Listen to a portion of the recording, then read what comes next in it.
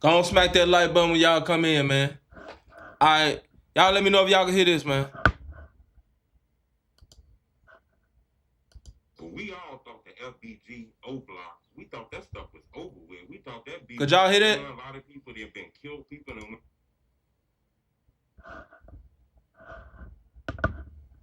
went to prison. That war. How good could y'all hear that video? It's the newer generation. Well, FBG affiliate Preston, he recently did a vlog when he went back to the hood. You know, he did a vlog in front of the porch with K.I. Barely. You know. Y'all use OBS. Somebody asked me, was I using OBS?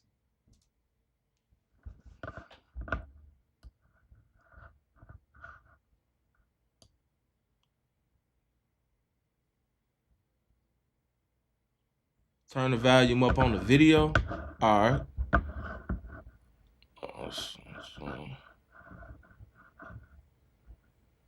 Volume up. The volume is all the way 110% up. All right, let me see if this helps.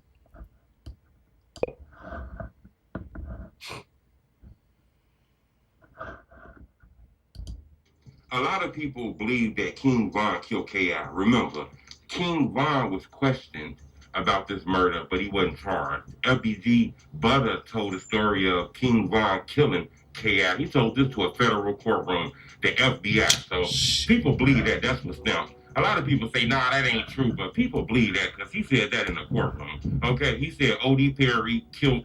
All right. We're going to recap it, man, real quick. Now, if you just not getting on the live, man,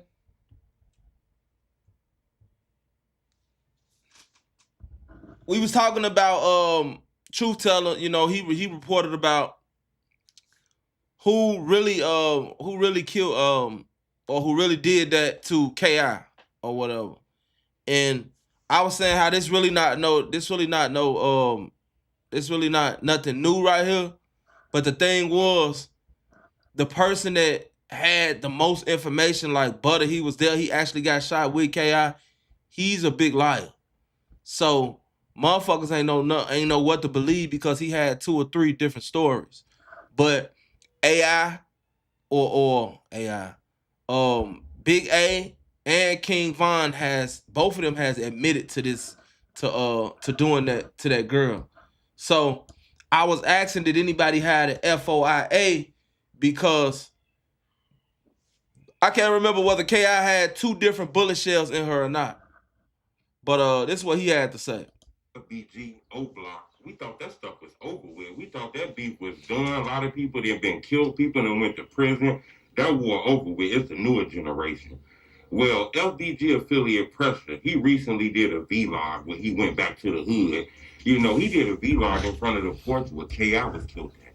You know, a lot of people believe that King Von killed K.I. Remember, King Von was questioned about this murder, but he wasn't charged. FBG Butter told the story of King Von killing KI. He told this to a federal courtroom, the FBI. So people believe that that's what's now. A lot of people say, nah, that ain't true, but people believe that because he said that in the courtroom. Okay, he said O.D. Perry killed Tuka and KI got revenge and killed O.D. Perry. That's why the whole war started. It was a big fight with Tuka and O.D. Perry got in. So like I said, we know that was a lie. We know that KI did not kill O.D. Perry. We know that's a lie. The fight, and then it led to gunplay. That's the story. That's how the war started. You know, a lot of people think other things, but in the federal courtroom, he told that story in the federal courtroom when he was facing time. So we're going to go with that story, okay? A lot of people don't want to believe that, but that's the story that the internet tells, and that's the story that was told in the federal courtroom. Well, Pressure kind of opened that back up by doing that vlog. You know, KI, she was killed. A lot of people say King Von did that. You know, Big A, which is a person who people believe killed KI, he kind of spoke on that in like an old Zach TV interview where he kind of spoke on her real strongly. You know, his brother spoke out recently because he seen Pressure do that interview in front of that porch where KI died at. You know, he kind of stumped that his brother killed KI and it wasn't King Von. I thought that was strong. You know, that was strong. I thought this was over with. So, you know, that vlog opened up a lot of wounds. A lot of people mad that, you know, LBG Pressure did that vlog and talked about that old beef. Listen.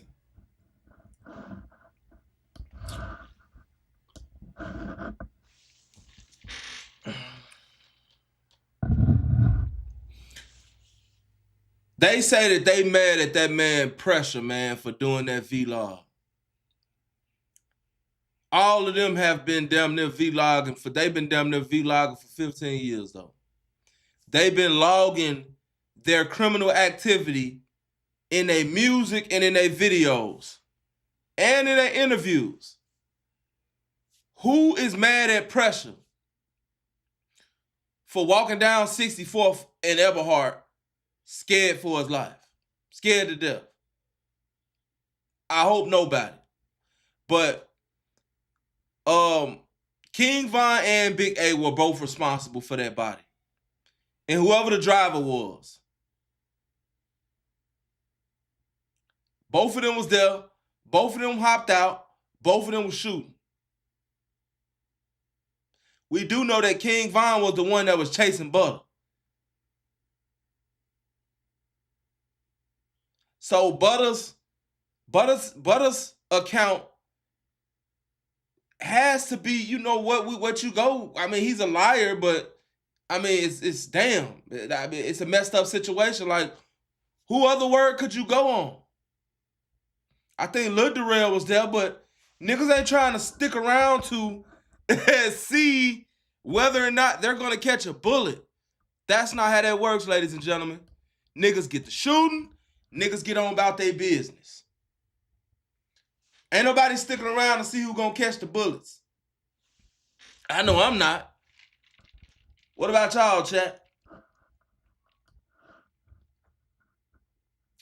We ain't doing that, gang.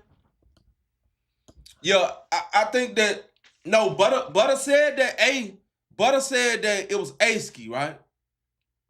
Remember, that's what he was saying at first. After King Von died, remember he started saying, yeah, it was Von did it. He actually went to court and testified and said what he said. But we know that Butter got on that stand and lied to them because everybody know K.I. did not kill O.D. She did, man. And he said that. But King Von was in the FOIA as well.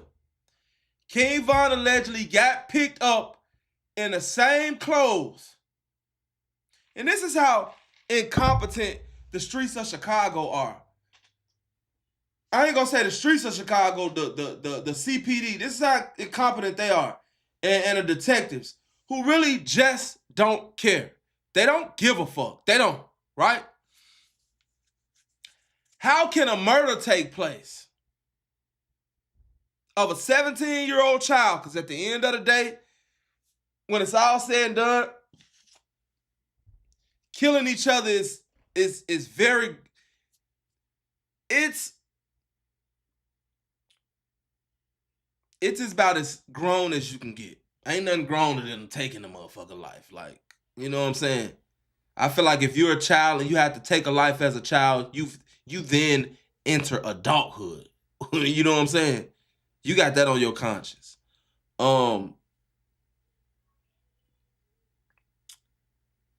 That whole situation, right? That whole situation that took place, all that was we seen the video. We just seen the video. O Block and 64th and Eberhard, damn near you can look out the window in O Block and see over the 64th and Eberhard and vice versa. Right? These were kids playing deadly games, and she ended up dying. She was a young lady. She was out there. She was in them streets. You know, she was a young lady. She was a child too.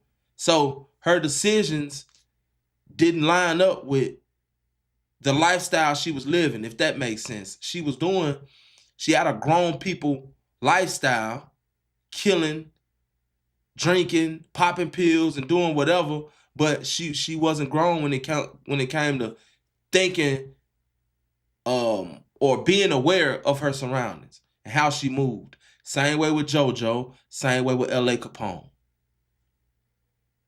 Same way. She claimed it.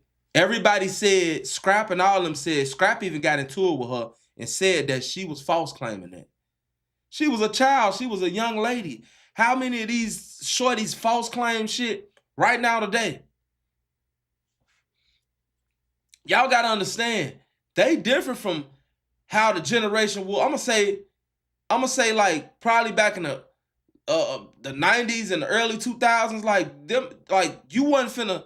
First of all, you wasn't finna get on camera or interview and say that you caught a body. Second of all, you wasn't finna false claim no bodies. And most people in Chicago, most sets in Chicago don't do that still.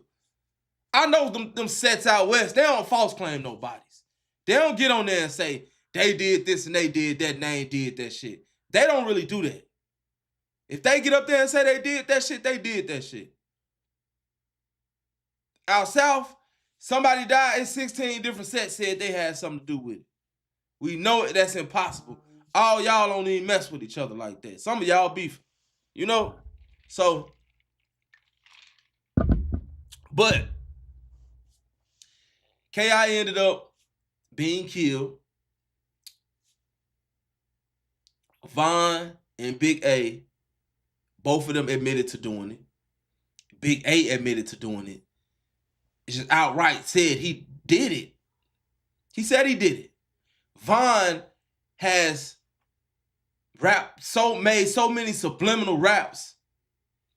And he was even trolling in that interview that they did. I mean, that documentary that they did about K.I. If y'all remember that. You know?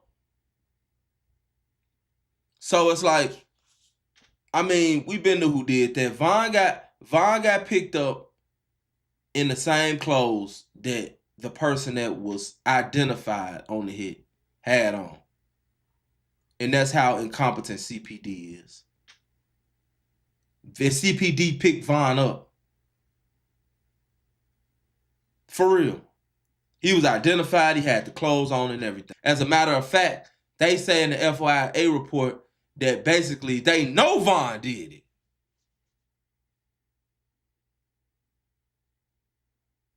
They say they know Von did it. But you know, a lot of that stuff didn't come out until after that little documentary and stuff like that, which I found to be really messed up, considering the fact these people was interviewing K.I.'s killer and didn't even know it. That's what you get when you get outsiders coming into a situation where they don't know what's going on. They was interviewing K.I.'s killer that whole time and didn't even know it.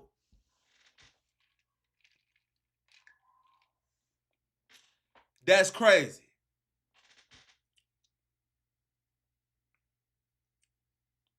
That's crazy. But yeah, that wasn't nothing new.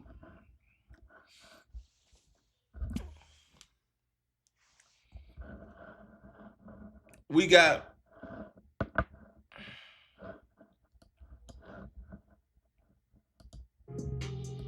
We got 1090 Jake, man. We got 1090 Jake versus King Yella, man. Who y'all were taking that fight? Who y'all taking in that fight? He got off Faux Master to Sensei. He got off because the Chicago Police Department is incompetent. That's why he got off.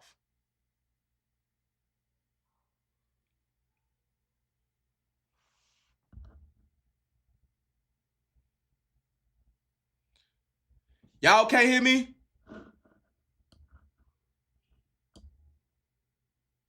Can y'all hear me?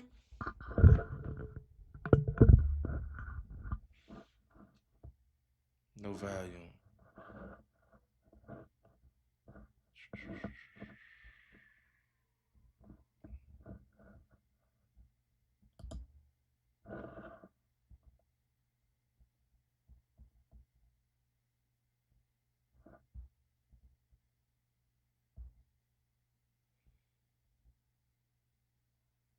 Y'all can hear me? All right. Yeah. It's OBS shit. It be glitching sometime. That shit be glitching sometime.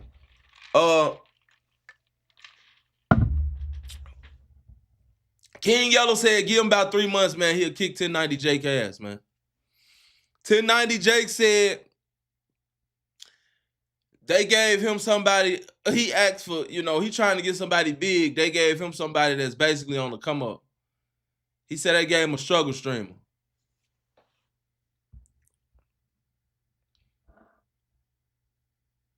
What y'all think?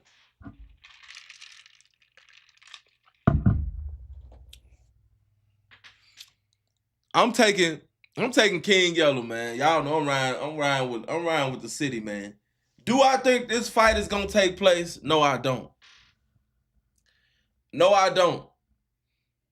The thing is, 1090 Jake said that like he was just way uphill when it came to him fighting King Yellow. But bro, you not no bigger than King Yellow. You know what I'm saying?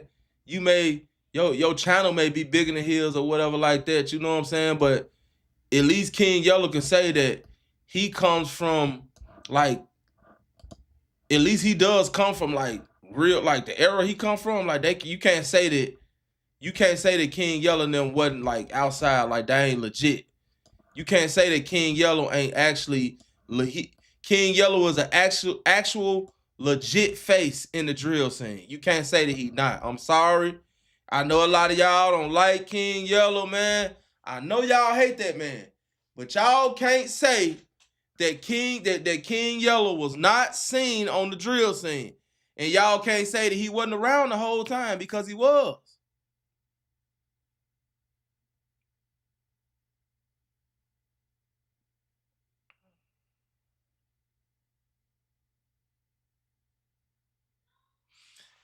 It would be epic to see the GDs box with BDs. 1090 Jake, not a boxer. He just see them brand risks paying out good as hell. He know he can bank off that. That's true. Smart. Why not bank off that? They paying.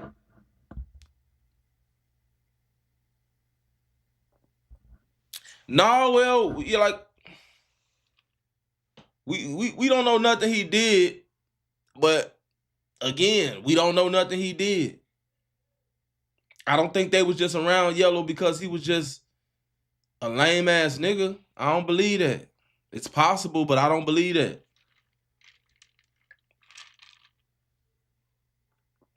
Somebody talking about he even produced Slim Jesus.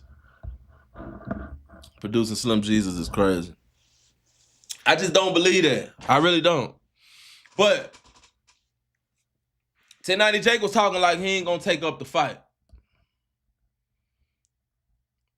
But now, Forget all that.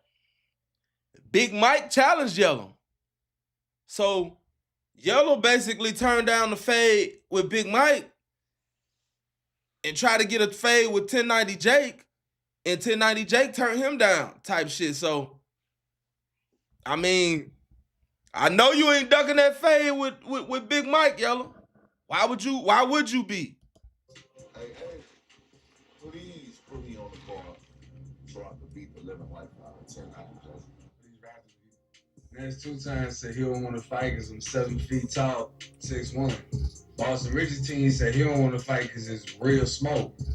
The only rappers who want to fight is the ones that fight poverty.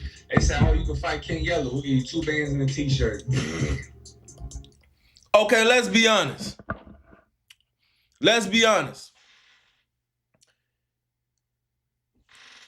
If Finesse 2 times, and this is why no rapper is gonna do this, unless you talking about a Jake Paul or somebody, who the risk will be well worth the reward.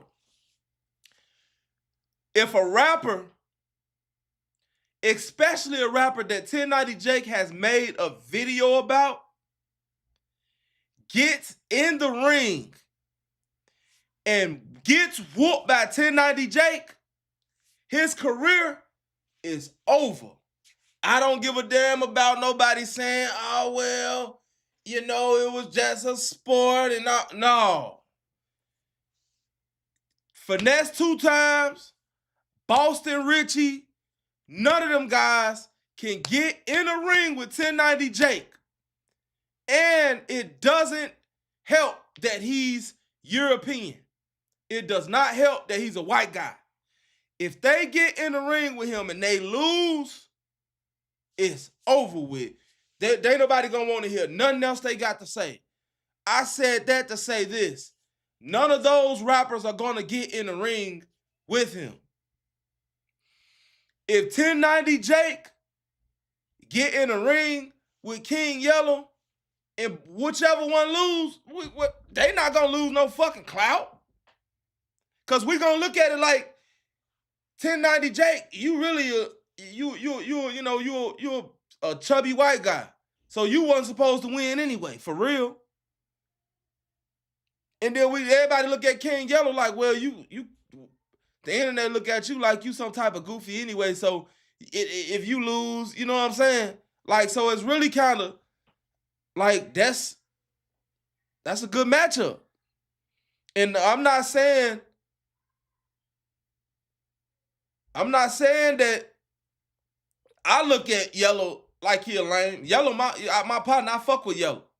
You know what I'm saying? I don't fuck with 1090 Jake like that, but it ain't nothing personal dealing with 1090 Jake. It's just the fact that I don't know him like that. You know what I'm saying? Like me and Yella, I fuck with Yella, you know? But I don't feel like neither one of them is gonna lose no clout. Whoever win. Like, I just would hope that would be a good fight. And I would hope Yella would win. You know? But allegedly, they would say 1090 Jake wouldn't have a chance because he's allegedly on camera getting beat to half to death, which I don't know that. I ain't seen the video, but that's what I heard. I heard somebody put the motherfucking foo-fops on 1090 Jake. Real talk.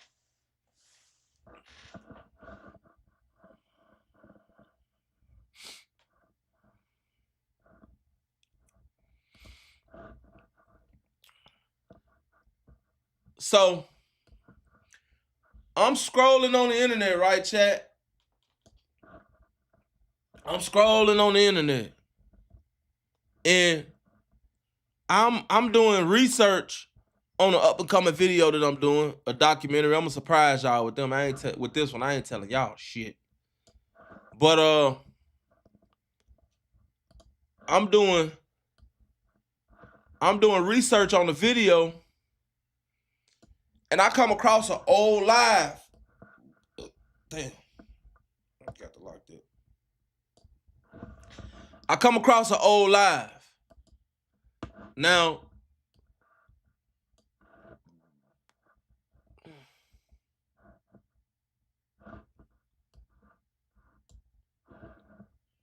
Really? I come across an old live, and I seen this live actually a bunch of times, but it just hit different this time that I seen it because of the situation that Durk is in right now.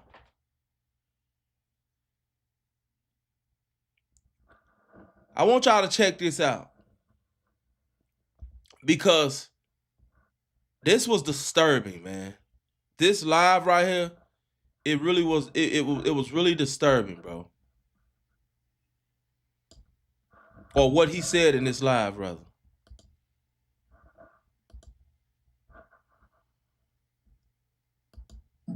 Love, gang. Love, people. That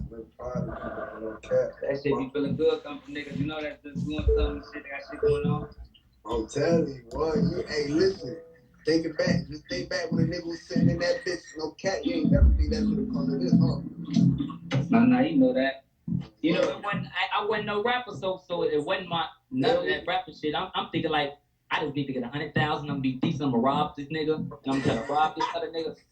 And this is what I was thinking in jail when I was. Before I got to talk to your homies in jail. They say, what you gonna do? I say, I'm gonna go around Durk, and I'm just gonna catch me a motherfucker. I'm gonna go around Durk, and I'm gonna catch me like 2-3 motherfuckers. You see what I'm saying? And Durk, I ain't gonna let him know because he gonna try to stop me. You can hear me? My shit had connected to the Wi-Fi. Up there, like, on mine, you gonna catch a nigga slipping, fuck around with Durk. Yeah, you hear me? I'm in jail thinking like, yep, as soon as I get out, oh, the fuck, what he saying, okay, babe?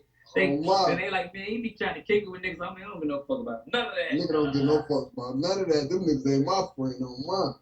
So that was my goal, just a little 100,000. I say, damn. Nigga done seen that though. What?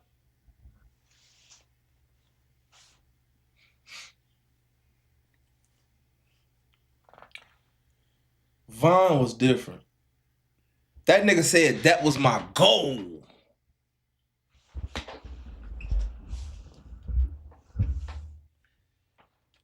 This guy is in the joint. Clip this, man. I want clips.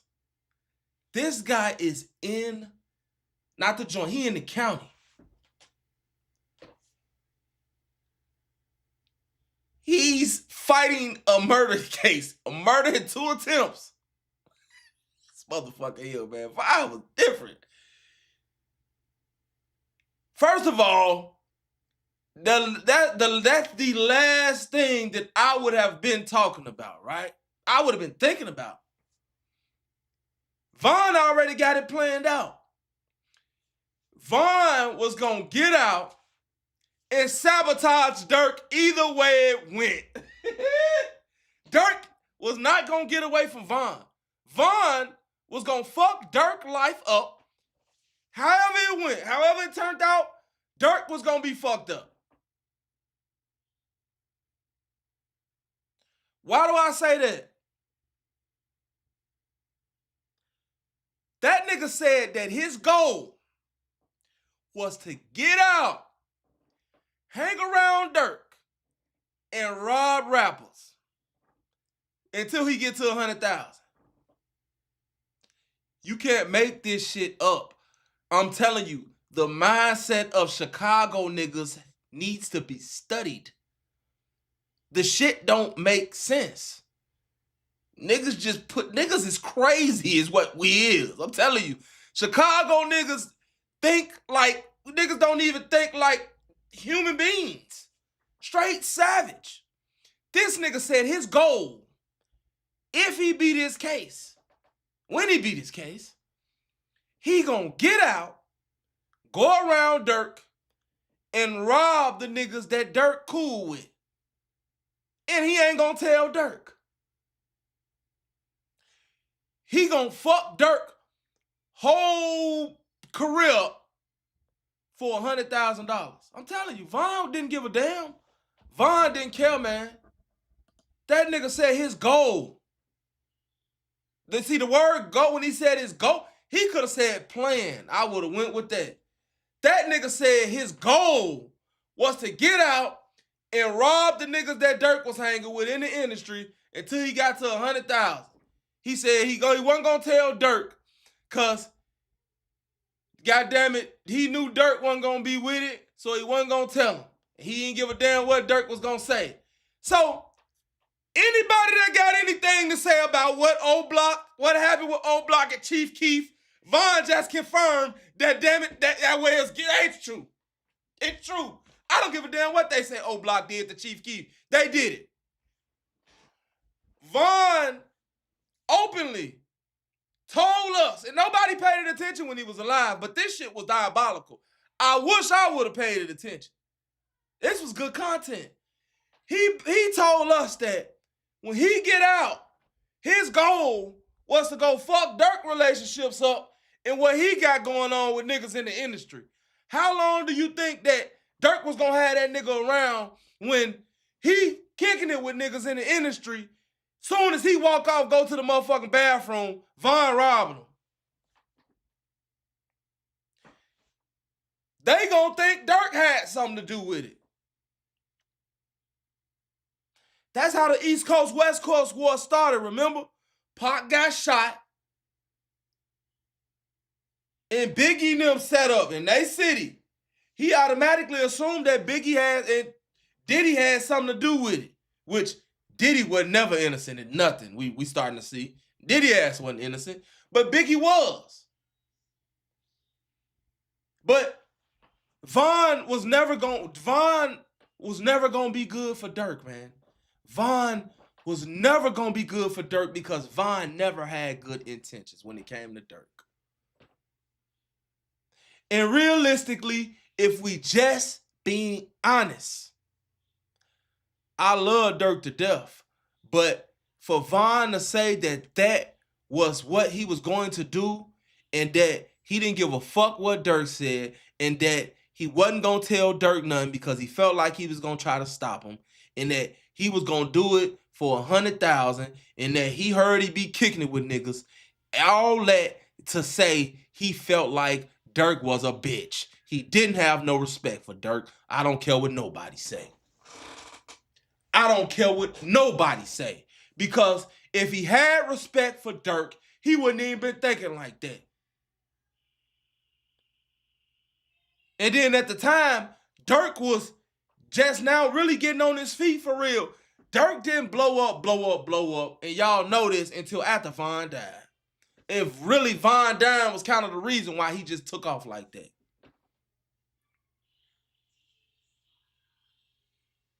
Real talk. He didn't care about Durk. So the fact that Durk is fighting a federal case because he slid for Von, allegedly, or paid some people to do it, is crazy. Von didn't give a damn about Durk. This video confirms it, and I don't care what nobody say. This is savage. Check out what this nigga just said. This is crazy. This nigga get 100,000. I'm be. Alright, we ain't 63rd, bro. I'm from Millen Car. That's all, man. We ain't 63rd. What's wrong, my nigga? What's the word, gang? Just sticking and moving, working. Man, I'm nigga proud of you, boy. I love, gang. I love, appreciate it. I'm proud of you, man. No cap. That shit be feeling good coming from niggas. You know that just doing something, shit, they got shit going on. I'm telling you, boy. Hey, listen. Think it back. Just think back when a nigga was sitting in that bitch. No cat, you ain't never think that shit would come to this, huh? Nah, you know that. You know, I wasn't no rapper, so it wasn't none of that rapper shit. I'm thinking like, I just need to get 100,000. I'm gonna be decent. I'm gonna rob this nigga. And I'm gonna rob this other nigga. And this is what I was thinking in jail when I was. If I got to take up your homies in jail. Oh, they say, what you gonna do? I said, I'm gonna go around Durk, and I'm just gonna catch me a motherfucker. I'm gonna go around Durk, and I'm gonna catch me like 2-3 motherfuckers. You see what I'm saying? And Durk, I ain't gonna let him know because he gonna try to stop me. You hear me? My shit had connect. First of all, for Von to say that, to be telling his partners when they ask him what he gonna do, he gonna go around Durk. He had to already be dealing with Durk while he was locked up. Durk probably was sending the money. He probably hearing about what Durk got going on. Durk is in contact with him. There's no way he figured he just gonna get out and just go around Durk. It's 222 people. It's 220 people in here.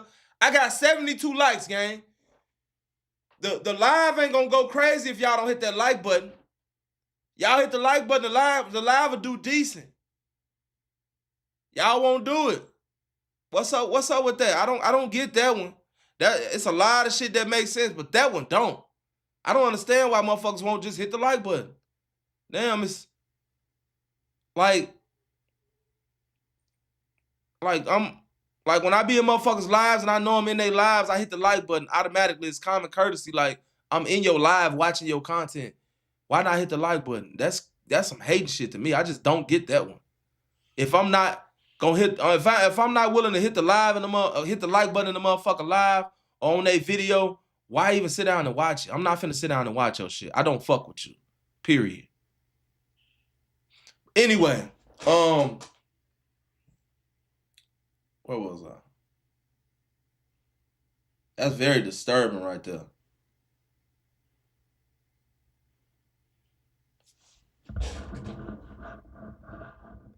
Vaughn was dealing with Durk, man. For him to feel like he was gonna get out and be able to be around Durk, he was dealing with Durk. Durk was looking out for him in there. That's crazy. Durk is in prison right now, or in the feds right now, finna fight a whole murder case because of this man right here. And this man basically said, well, nobody paid it attention back then, because if I really would have paid, and I've seen this live a couple times, but I just never did dawn on me. Back then, he basically said that I don't have no respect for Durk. You know what I'm saying? Real talk. Shit crazy. To the Wi-Fi. I On mine, you gonna catch a nigga slipping, fuck around with Durk. you hear me? I'm in jail thinking like, yep, as soon as I get out, oh, the fuck, what he saying, okay, babe? Then they like, man, he be trying to kick it with niggas. I mean, I don't give no fuck about none of that. Nigga don't give no fuck about none of that. Them niggas ain't my friend on mine. So that was my goal, just a little 100,000. I say, damn. Nigga done seen that though. What? Nigga done seen What that. the fuck? That's what I'm telling folks now. I'm telling the guys, like I was just saying, I wanted 100,000. I was gonna be good for the rest of my life. What? You get that Honda, you need an M. Then you get that M, you need 2, 3, 4, 5, 7, 8. Dang, oh, that shit don't stop. Yeah, that shit don't stop. Yeah, I was just on your ass, so you got everybody talking about some. Let me go. Yeah, man. Vaughn was gonna put Durk in that motherfucking blender regardless, man. Durk was going in the blender regardless, man. There was no way.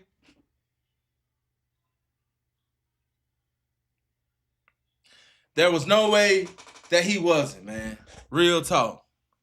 And I hate that he's fighting this case for somebody who didn't respect him. Because I don't give a fuck what nobody say. Y'all can say what y'all want to say. I got my own mind. And that right there shows me that, one, he had plans. His plan, his goals was to get out and sabotage Durk's career.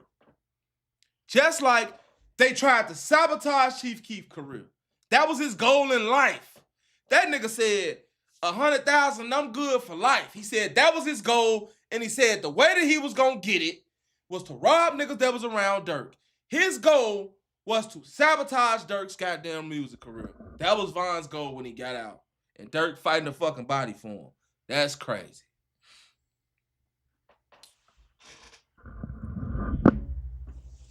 What y'all think, man?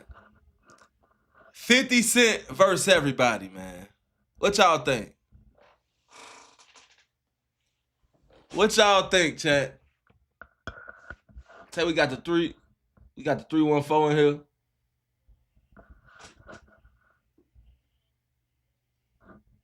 Most definitely having a serial killer around you is bad for business.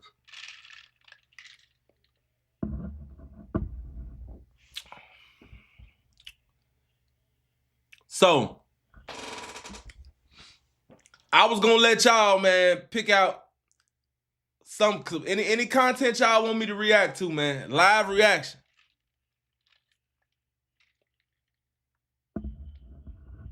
We got Gary in the building, man. Gary and Deanna in the building.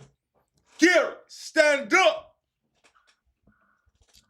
Rondo was definitely I ain't gonna say a serial killer. I don't think he was. I'm pretty sure he wasn't worse than Vine, but.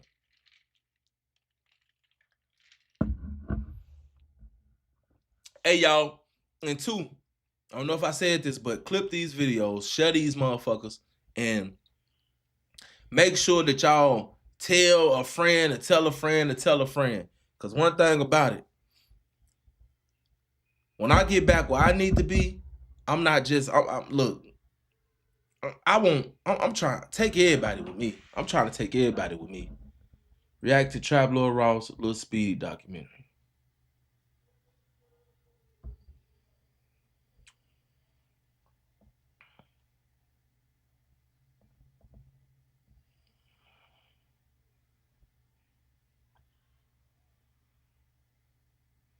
Man, we got Ohio in here, man. We got Memphis in here. All right, so let's see. Let's see what we got here.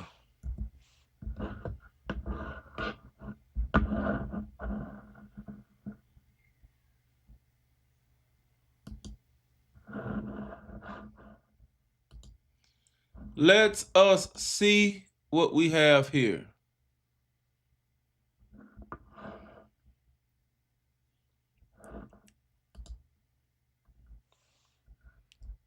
Trap Lil Ross, Lil Speedy documentary.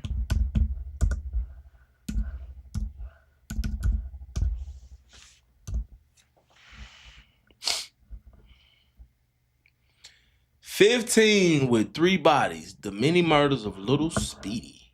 God damn. Trap Lil Ross don't play. Do he know these people not locked up? He be doing these goddamn documentaries, man. Trap Lil Ross. Boy. I guess he say shit. I'm way some motherfucking wells. Fuck them people. Cause that man, they'll know he will put a goddamn body on a nigga, boy. Yeah. What if I told you there's kids as young as 14 with multiple bodies under their belt, sliding through the streets of Chicago right now, trying to catch their next victim, and those same kids are getting... Hell no. Alright. Let us get right. Let us.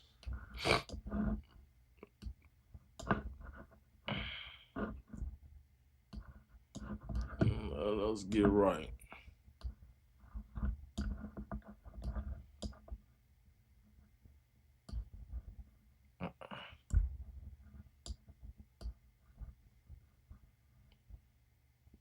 Okay.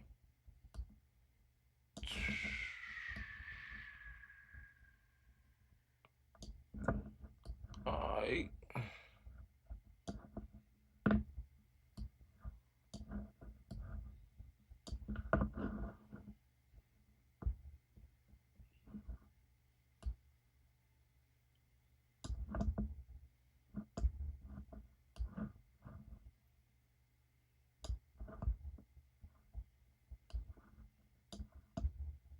Hold on, y'all.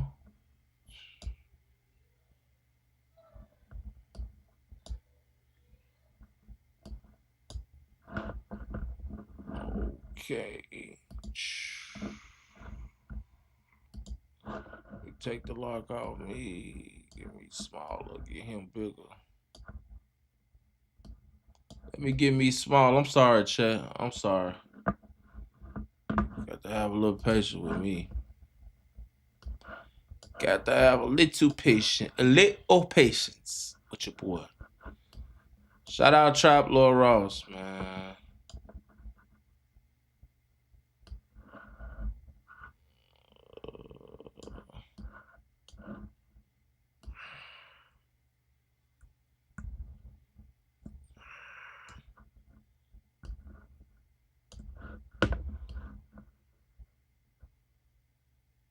All right, here we go.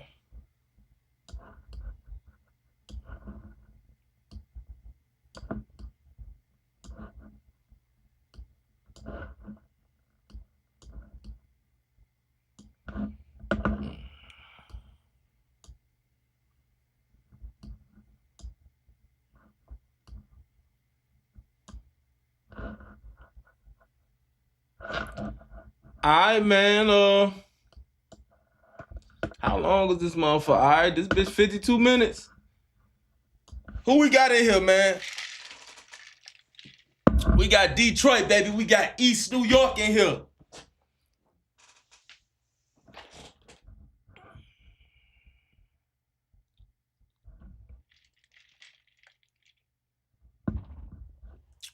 It's so many people they say killed OD. They say 19 different niggas killed OD. I'm gonna be honest with you. They say so many different people killed OD. Is crazy.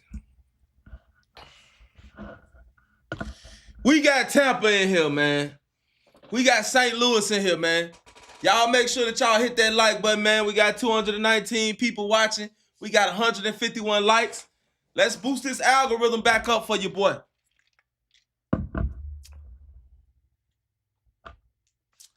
I've been out 6 months. I've been out 6 months and still not back in the algorithm. I don't deserve it. I know you got them last 2 letters. I wrote the addresses on them perfect. Let's get it. Hit that like button, man. Houston in the building. East Chicago, East Side Chicago in the building. New York, Tampa again. We got Fort Myers in here. Comedy Crazy, TVV. What down, gang? Are you not entertained? Hit that like button, gang. Come on. All you got to do is double tap your screen if you're on your phone. Let's get it. We finna go in right here, man. This bitch 56 minutes. Let me know when y'all ready.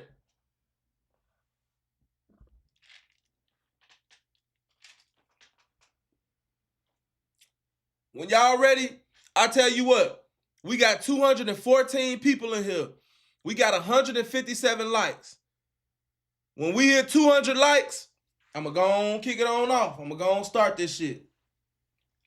Let's go. Let's go. 159. Just went up that quick. Let's go. Let's go, chat. 239 in here, man. Ready, set, go. Let's go. 159, man. Hey, get that motherfucker rolling. Shit, hey, if you gotta work, I understand. But hey, if you here, I appreciate you being here. You gotta work, in the morning. Get you some motherfucking shut eye. We outside. The savages outside, man. We outside. We outside in these YouTube streets, man.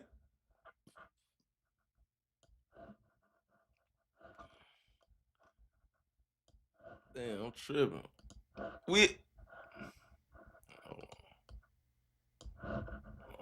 Let's put that. Hold on. Let's put that. Let's lock that. We gonna lock that. Move the chat over a little bit.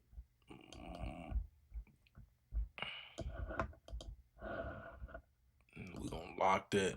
Man, we out here in these YouTube streets, man.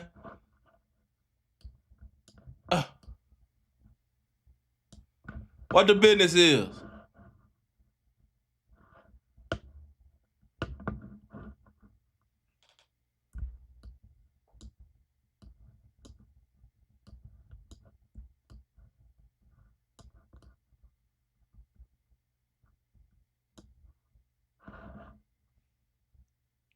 We got 169 likes, man. Y'all ain't ready yet?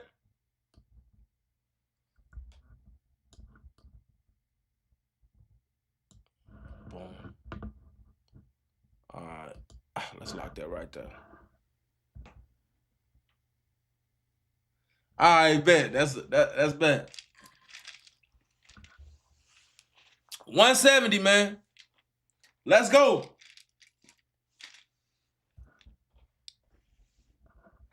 I tell y'all what.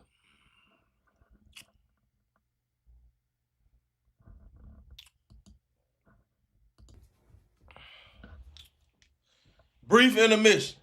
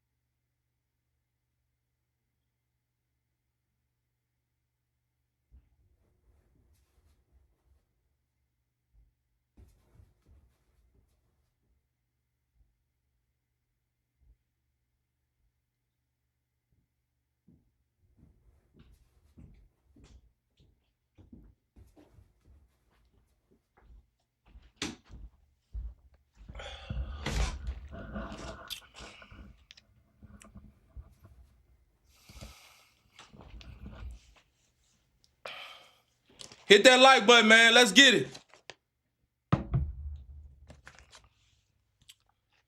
Let's get it. This is me reacting to Trap Lord Ross video, man, on Lil Speedy. He said Lil Speedy was 15 with 3 bodies. He named it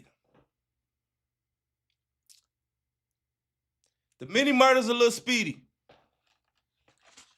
Before we get into this, I got to say this. You street niggas that want to attack bloggers, attack niggas that's from where you from, that come from the same hood or same type of hood or the hood in general across the United States of America. To you niggas that want to call niggas snitches and want to be against your own kind so bad, but condone shit like this. I got something I want to say. Shut the fuck up. You're irrelevant. We don't care. We don't want to hear it. Y'all let this man get on here. Y'all will still deal with motherfuckers who get on here and 15 with 3 bodies, the many murders of Lil Speedy. Y'all will kill SNTV if I ever did any shit like this. Dealing with a motherfucker that was not only alive, but not even locked up. Yeah, I made a movie. I made a video about Lil Speedy because Lil Speedy was doing too goddamn much, but I didn't make no documentary on 3 bodies that he got. Y'all are gonna link with these niggas. But y'all have a problem with Truth Teller or SNTV. I don't get that. I don't get that. The shit weird. It lets me know that Willie Lynch shit, that shit is still prominent today. Straight up.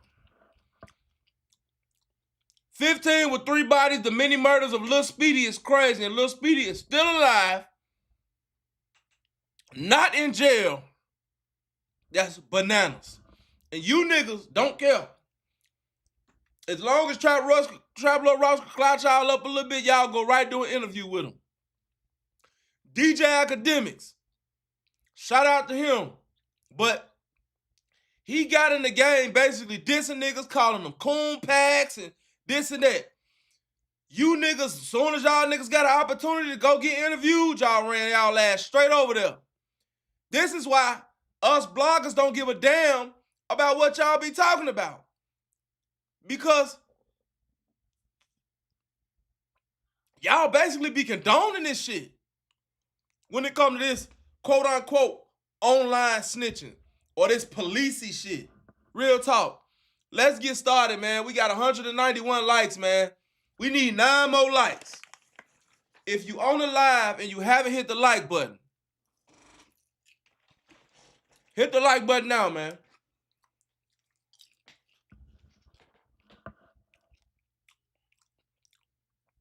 Shout out to my mods. I'm reacting to it because, for one, I was asked to react to it. I asked what y'all wanted me to react to. He kept saying this, but it is what it is. It's out. So let's see what he's talking about. Millions of streams on their music and signing life-changing deals with major record labels. Well, that's the Chicago drill scene in 2026, and there's one story in particular that shows just how far things have gone. You probably already know that King Von became the most popping rapper in Chicago and the gangster rap world at large, with his masterful storytelling songs all about the lifestyle he lived, allegedly killing a total of 7 people in the Chicago gang wars. Then, a few years ago, the rapper and alleged serial killer with 11 bodies, Bloodhound Lil Jeff, created a new blueprint for young rappers rappers coming out of Chicago to follow, something I would call drill 2.0, where killing people on Monday and rapping about it on Tuesday is the absolute norm, and having at least 3 bodies seems to be the minimum requirement in order to even be taken seriously in this world. If I get mad enough, we'll start happening. Y'all know this by now. I went black for like a week. Poof. Gotta go after that one. Unfortunately for Lil Jeff, he would never get to truly enjoy his moment in the spotlight as his rapidly rising career came to a sudden end when he was shot and killed in summer 2024, reportedly while out doing exactly what he frequently rapped about, chasing his ops into their home. Now let me ask y'all something. How is it that y'all get tricked like this? Because I don't watch his videos. And this is the reason why I don't watch his videos. We're on a video. This is a video about Lil Speedy, man. We're 1 minute and 18 seconds in the damn video. We ain't said nothing about Lil Speedy. Not shit for real. Trap Lord Ross just just be throwing this shit together, man. And he do a good job at editing and stuff like that, but it's a whole lot of, he finna tell us an hour of shit, or at least 30 minutes of shit that we already know. Get to Lil Speedy, man. You got to stop doing this, Trap Lord Ross. And y'all allow it. He does this because y'all allow him to prolong, like, for real. Do I gotta skip this shit because I want to hear about Lil Speedy, man? Was the intent to kill them. But from Jeff's ashes, a new bloodhound member would rise, a teenager over half a decade younger than Jeff who seemed to follow every step of his playbook exactly, and also trying to outdo his OG by being even more violent, more treacherous, and more ruthless in his pursuit of the name of the streets. Well, not just the streets, but more importantly, on social media. I'm of course talking about the bloodhound rapper who many fans call the literal second incarnation of Lil Jeff, Bloodhound Lil Speedy, who despite his disturbingly young age, has already created a name for himself in the streets of Chicago, and more recently in the rap game, by claiming to have multiple bodies or hats under his belt, with numerous claims on record in his songs, boasting about having committed 2 or 3 murders, and even more broad claims of living a life where violence and chaos seem to follow him at every step. Them shorties look up to y'all. Fully chopped, Q50 with Lil 50. Quan, get them gone, you know? Lil Speedy. Right. Sure. Yeah. Lil Speedy. Yeah. So I'm from Bloodhound, though. Bloodhound Drill City, same as rap.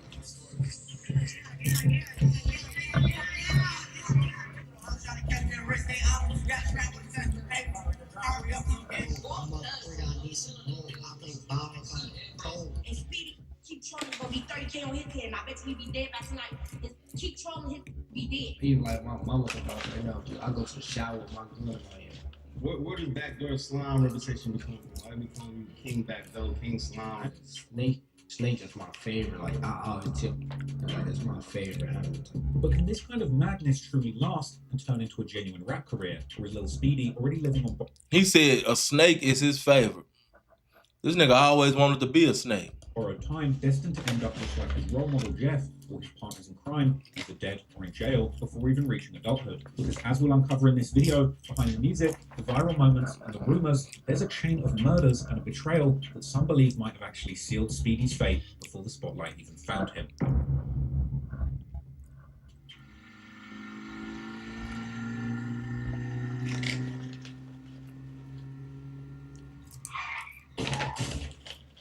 If you get hit by a truck, who you calling? If you get bit by a dog, who you calling? Only one move for my trust, it's Morgan. Remember the name when you fallen. If you get hit by a truck, who you calling? If you get bit by a dog, who you calling? Man, this man lost his goddamn. What is this, man? Man, what is this? Man, y'all letting that man. Man, what the fuck is this?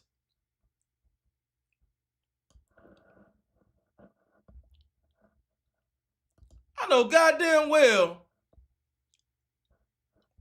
Man, hell no. What is he talking about? What is this?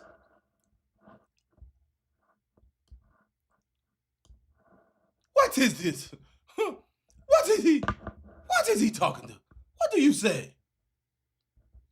What do you speak of? What buffoonery is this? Man, that man there funny as hell. Man, Trap. Man, this nigga here crazy, man.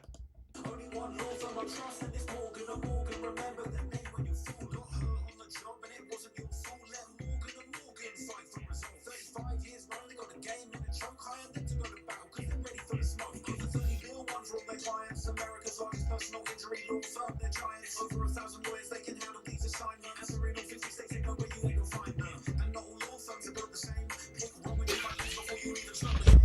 More and more, don't forget the name.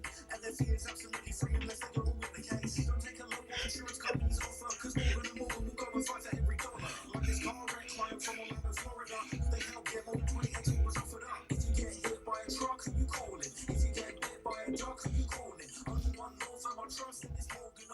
Remember the name when you fallen. If you get hit by a truck, who you calling? If you get bit by a dog, who you calling? Only one law firm I trust in this Morgan. Remember the name when you fallen. So you can start your claim now with Morgan & Morgan at www.allthepeople.com/traplawross. Link in description, or you can scan the QR code on the screen now using your phone's camera. Thank you, Morgan & Morgan, and let's get back to the video.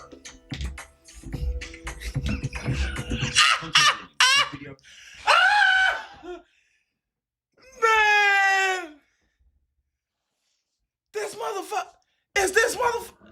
Is he serious, man? Shout out to my bro, man. AZ King, man. Is he serious?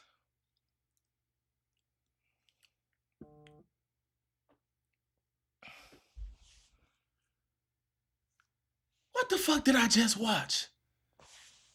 This man just went crazy. He did. He was serious, wasn't he? This is crazy. This is crazy, man. Let me check my DM real quick, man. Trap Lord Ross, you doing too goddamn much in these documentaries, man. This man got a whole rap song.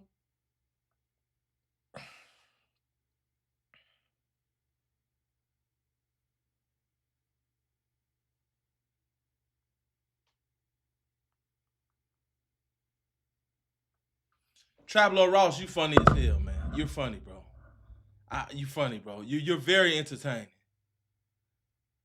You're very entertaining, bro. That's all I can say. Video is about a sensitive topic involving loss of life. We've removed any graphic content to comply with YouTube's guidelines. We aim to provide informative, factual journalism on a tragic event in the public interest that does not dismiss its seriousness. All clips are used under the doctrine of fair use for news reporting and analysis. Some points made in this video are opinions and theories. I'm not responsible for third-party information. If you want to watch... Shout out Trap Lord Ross, man. I ain't mean nothing about it. Bro. My videos are uncut and extended. Go to patreon.com/traplawross where you can get those for just $2. Also, you can now watch my new drops on Spotify, so go search me there. Here's the video.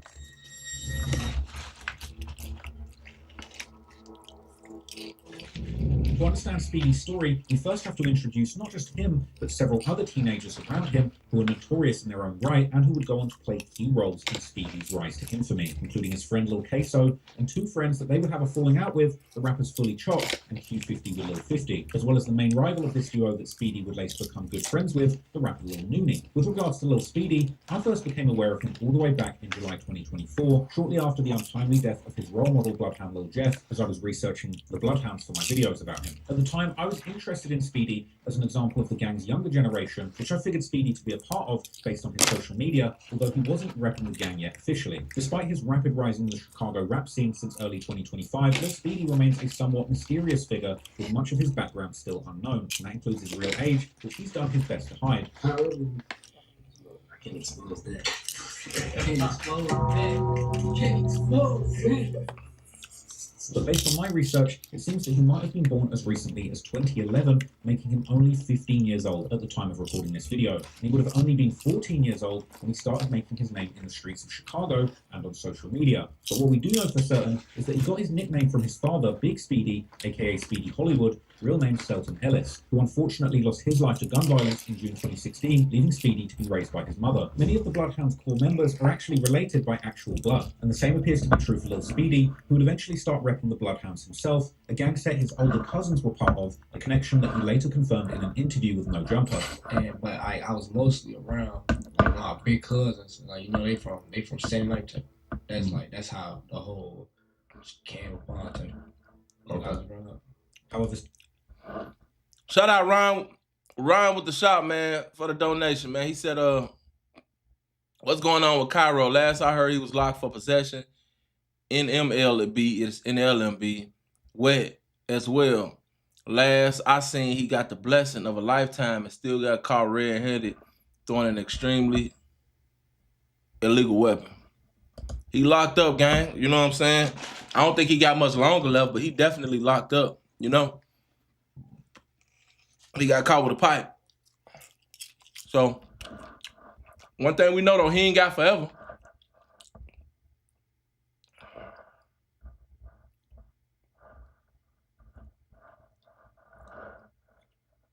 He ain't got forever.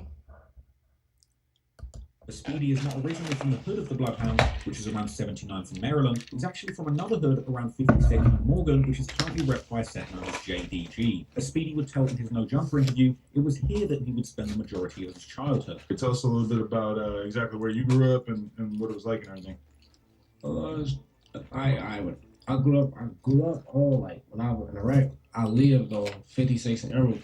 It was also likely here that Speedy would meet his friend Lil Queso, who hailed from a hood around 66th and Normal, which is strongly affiliated with Lil Speedy's original hood of 56 and Morgan. These two hoods forming an alliance called From the 6th to the 6th, while some members, including Queso, would also rep a clique known as 18 Kappas. 18 Kappas, little name on my going on 6 to 6, man. Like Speedy, Queso was also an out-of-control teenager going viral on social media for pulling stunts like filming him and his friends doing a reverse police chase where they were actually the ones chasing the police. Chasing them! We chasing y'all!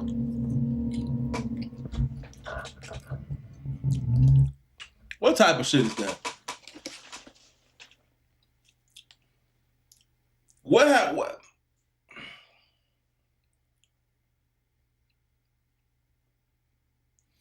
Niggas get so bored with being free, they start chasing the police.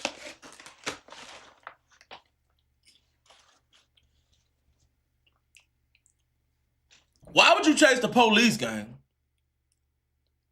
Why would you do something like that?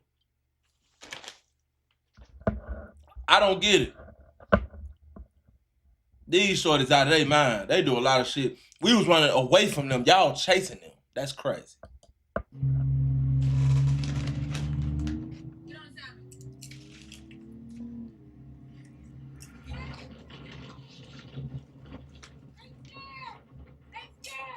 Unfortunately, as we'll explore later, despite growing up together and becoming close friends, Speedy would allegedly go on to betray Lil Queso in the worst way possible. But to understand that betrayal, we have to introduce a set that both Speedy and Queso were affiliated with, known as PGF, or Psycho Gang Family, named in honor of a fallen member known as Psycho, real name Keep One Thomas. The set gained infamy in Chicago drill during the early 2020s when one of their members, PGF Nook, begun to put his gang on through music, with his 2021 song What Up going viral, even getting a remix from legendary Chicago rapper Polo G that now has over 100 million views on YouTube. But the sudden fame couldn't keep Nook out of the legal system's crosshairs, and in 2024 his rap career came to a screeching halt when he was arrested and charged for a series of violent carjackings, kidnapping, and possession of a machine gun. However, this vacuum left by Nook was quickly filled by the PGS younger generation of rappers who at the time were close friends with Lil Speedy and Lil Queso, including Fully Chopped and Q50 with Lil 50, as well as a third rapper known as Quan Getting Gone, who was actually the one to introduce Speedy to PGF as the two went to the same school. I went to school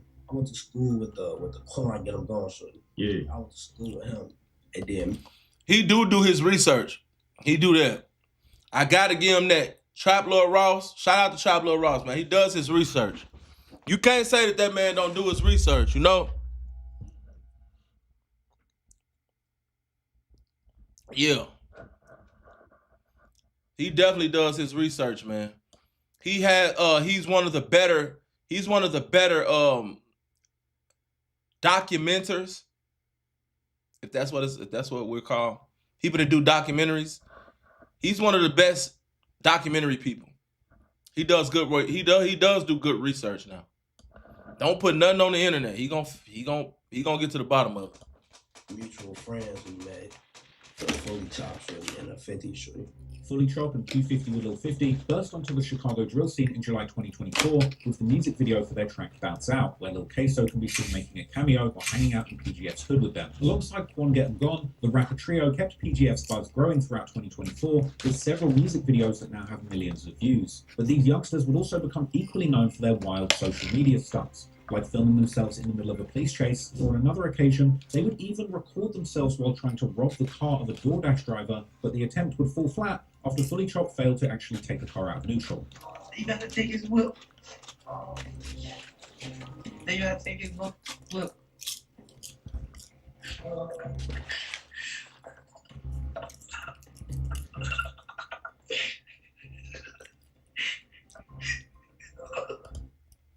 Motherfucker for what? Why, bro? Why y'all doing that, bro? Why, bro? I think if a lot of them ever just stopped to ask themselves, like, why? I think that they would be a lot better off. Like, why, bro?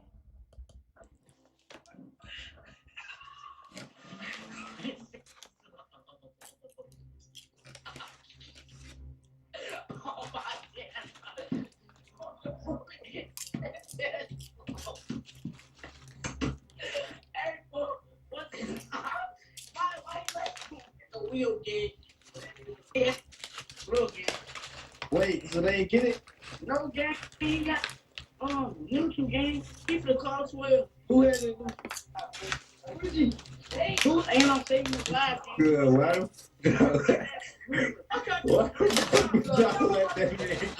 Got caught. First he got caught pissing. Don't know how to put the car in. Oh, that you just in neutral, bro. Clips have also been posted on social media showing Lil Queso sliding in traffic with Fully Chop and Q50, everyone dressed in all black while wearing ski masks and gloves. The influence of the older Bloodhounds was clear in the music as well as in their social media antics. And then of course there was the actual names, like the fact Q50 with Lil 50 was actually named after the older Bloodhound rapper, Bloodhound Q50, who was actually Lil Jeff's best friend and would even acknowledge this influence on the younger generation in his interview with DJU. Q50 on his name, you know. Yeah, I ain't really like, how can I say? They look up to y'all. Yeah, I ain't really had no issue with that type, you know what I'm saying? Yeah. You see, I ain't never really disrespect or more, you know what I'm saying? Like, nah, because he wasn't like doing it, you know. Yeah, no, he doing it in honor of, like, them shorties look up to y'all. Fully Chopped, Q50 with Lil 50, Quan Get 'Em Gone, you know? Lil Speedy, Right. Sure. Yeah. Lil Speedy. Yeah. One final teenage rap sensation we need to introduce, who would later play a role in the chaos surrounding Speedy, is the rapper Lil Nooney, who reps a set considered one of PGF's main rivals, known as Sharknem or 147. The beef between these two sets goes back years, with their new generation rappers Fully Chop and Lil Nooney having some deeply personal reasons to hate each other. For example, in February 2022, Sharknem would allegedly kill a young PGF member and Fully Chop's cousin called Sosa, real name Jamarian Wales. So you say you started, hanging out around age 12. Who was it, that kind of introduced you to the street life? Who were you hanging around? Big cousins, big cousin Sosa that died. While in September 2024, PGF would allegedly kill a member of Sharknem called Baby Doc, real name Davion Norrells, who was Nooney's big brother. But Lil Nooney, since you Baby Doc brother, what's your favorite memory with him? You can tell us.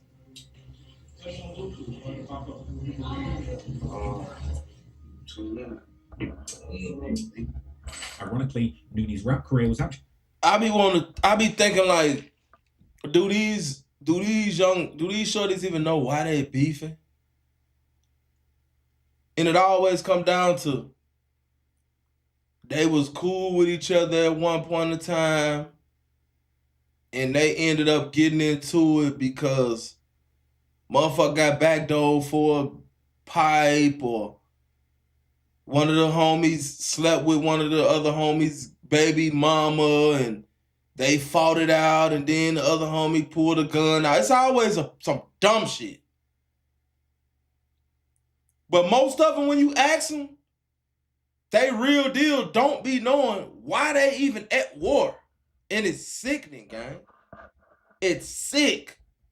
Actually jump-started by the young rappers from PGF who would keep dissing Nooney and mentioning him by name in their songs, particularly with a catchphrase that appeared to reference a real incident where PGF had shot at members of Sharknem, but Nooney had somehow avoided getting hit. In January of 2025, while Nooney was locked up in juvie, his friends would release his response to all the dissing, a song and music video that he and another Sharknem rapper had recorded before his incarceration, titled Shark Business, which would also end up going viral, now having over 6 million views on YouTube. But just like all the other youths I've introduced, Nooney has also made a name for himself with his social media shenanigans, perhaps the most famous example being him and his friends filming themselves beating and robbing another young rapper named 4 Block Lil Mari, who they used to be friends with before betraying him on camera. Now that we know the main characters of the story, let's take a closer look at how Speedy made his name in the streets as one of the most dangerous youngsters coming out of Chicago before he ever even started rapping.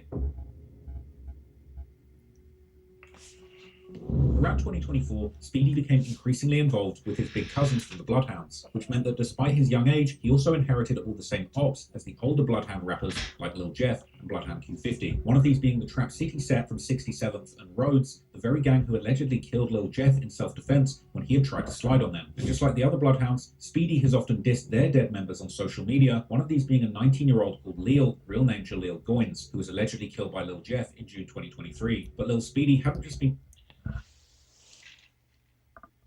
This is precisely the reason why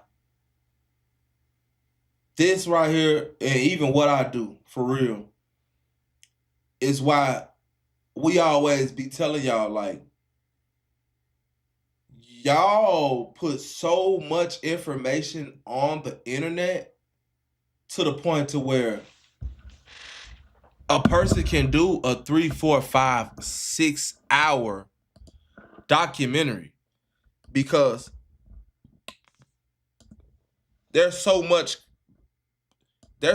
content on the internet, you know? Like, it's so much content. Y'all put so much content on the internet where motherfucker just, you know, like, it ain't no secret. It ain't no secret. Type Stilo. Real talk. Cause he ain't lying about a lot of this information. He's not lying. And he got it from y'all. That's where he getting it from.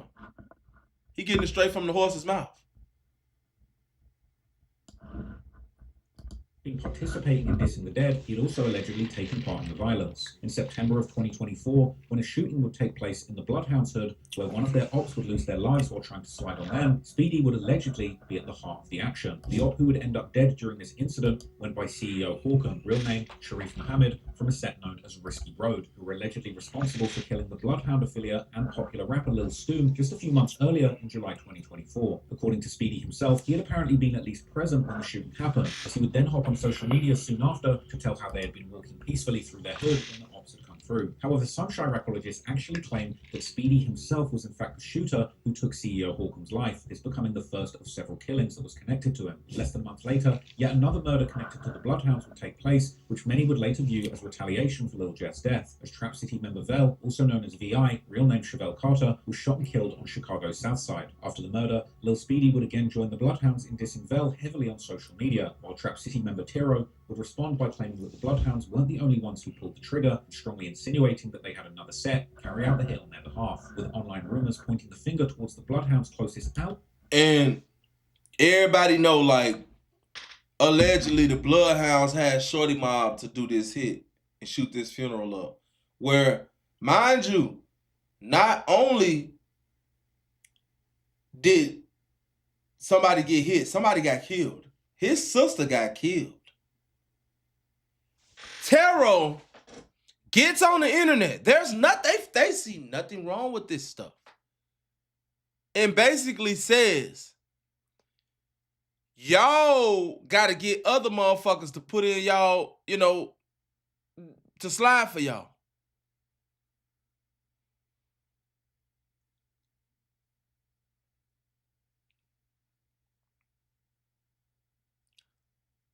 How do you bypass a dead to the right confession like this?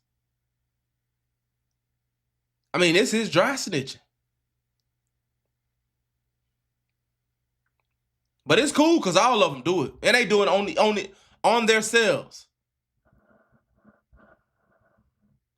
Ally, a set known as Shorty Mob, the younger generation of the infamous No Limit, or NLMB, who are most known for their legendary Chicago drill rappers like G Herbo and Lil Bibby, and their most ruthless hitman, Mad Max. Whereas their younger generation Shorty Mob themselves have in recent years become known as some of the most violent youngsters coming out of the entire city, and as we'll discuss later, they would eventually end up having a major falling out with Speedy, leading to even more chaos around him. But only a few weeks after Vel's death, another brutal killing would take place, one that many would soon link to the Bloodhounds, and even to Lil Speedy too. On Saturday, November the 2nd, 2024, a funeral procession for Vel was held in the South Chicago suburb of Dixmoor, setting the stage for yet another violent incident. After leaving the church, Vel's sister, 34-year-old Romisha Turner, was suddenly gunned down as she was pulling away in her car, suggesting that someone had been lying in wait outside the service, ready to strike as soon as she emerged.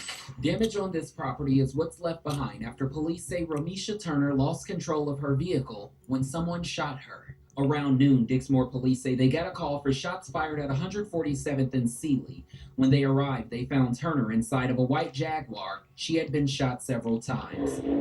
She was taken to Ingalls Memorial Hospital in Harvey, where she died. Neither Vel or his sister's murders have been solved, but in the sister's case, some have pointed fingers towards the Shorty Mob, while others have placed the blame on none other than Lil Speedy himself, who has indeed sometimes referred in his later songs to shooting a female, although there's no definitive proof that he's talking about Vel's sister in particular. But while all these murders were taking place around the Bloodhounds, Speedy would also have some more personal drama developing, as his former friends. Shout out to my boy AZ King, man, with the donations. He said that Rico gonna hit hard. Yeah, man. The feds got a lot of work to do. And it's easy work. It ain't even hard work, man. They got a lot of work on their hands. These shorties just give him the cases. The PGF set would suddenly have a falling out with him and his friend Lil Queso. The sudden fallout wouldn't just end a friendship, it would set off a chain of events that spiraled into one tragedy after another, and exposing one of the most dangerous trends in the modern day streets, the practice known as backdooring.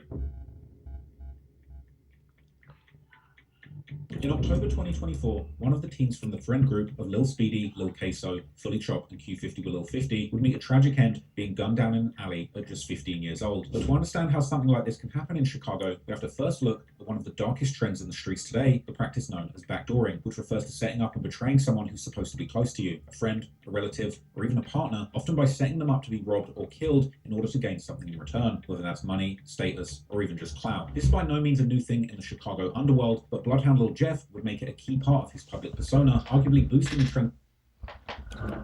Number 2, fear. You definitely right. It been on that. Shout out my boy Millard Thomas, man. He said, "What's up, my boy? The best doing it." I appreciate that, gang. Somebody said Cray Cray said Von did it. I never heard that. I never heard that Cray Cray said Von did it. But makes sense.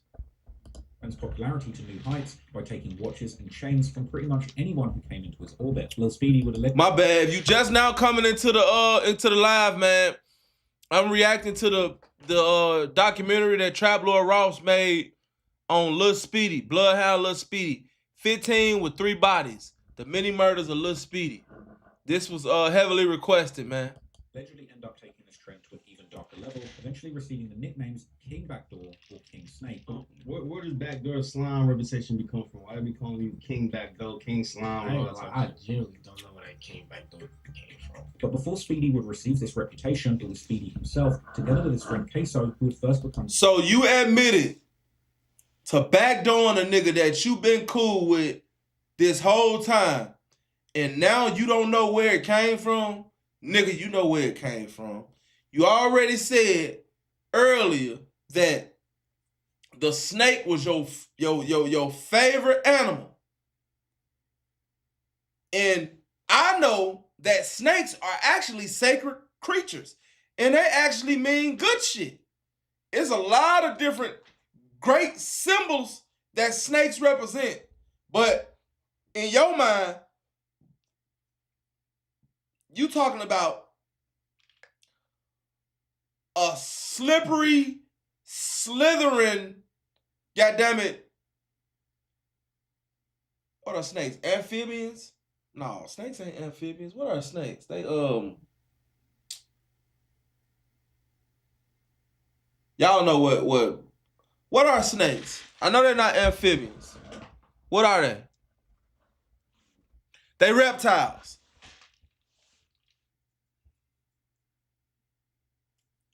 You said this was your favorite animal. You said that was your favorite animal because what it represents in the streets.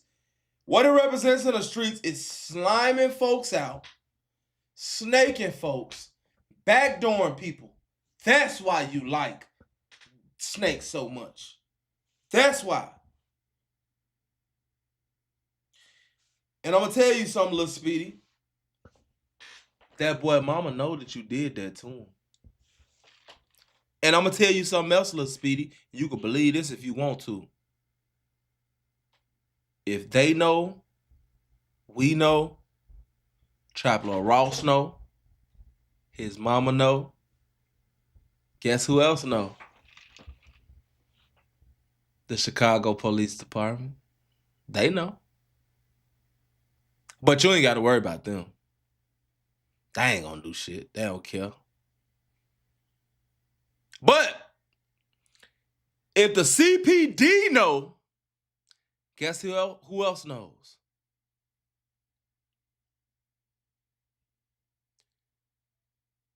The big boys. The feds know. The feds know, Lil Speedy. The feds know that you killed Queso, man. Everybody knows. And the reason everybody knows is because you couldn't stop telling us. You couldn't stop claiming that body. You couldn't stop. Nobody else even claimed it. But you're the only one claimed it. You couldn't stop. You had to let the world know that you caught that body. And I hate to say it, Lil Speedy, and it might not be today, but it's going to come back to haunt you. It's already too much out there. It's already too far. It's going to come back to haunt you. It's going to come back. It is. I'm sorry.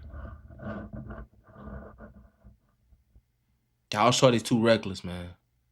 The victims of backdooring. How this all ended up going down is a little unclear, but in September of 2024, Fully Chopped from PGF, who was supposed to be a friend of Speedy and Queso, would suddenly begin posting on social media how he had taken someone's gun, while adding that he wasn't a snake, but he had done it because the other person had tried backdooring him. That person would allegedly turn out to be Lil Queso, who would make several posts about how he had been betrayed by Fully Chopped and the other PGF members. You were just saying, I'm gonna give it back. Cause you no, come on now, but guess what? I wasn't giving y'all no chance to get back because I don't want it back. If you stole something from me, I want it back. On all my damn, I got 2 guns.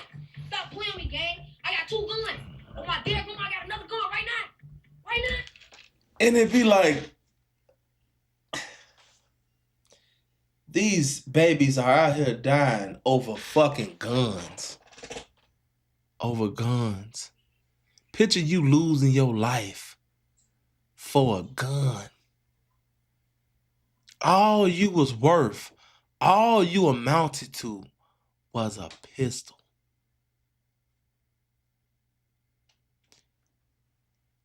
What's up, baby? That is diabolical. You can watch. That's diabolical. That is crazy. That's crazy.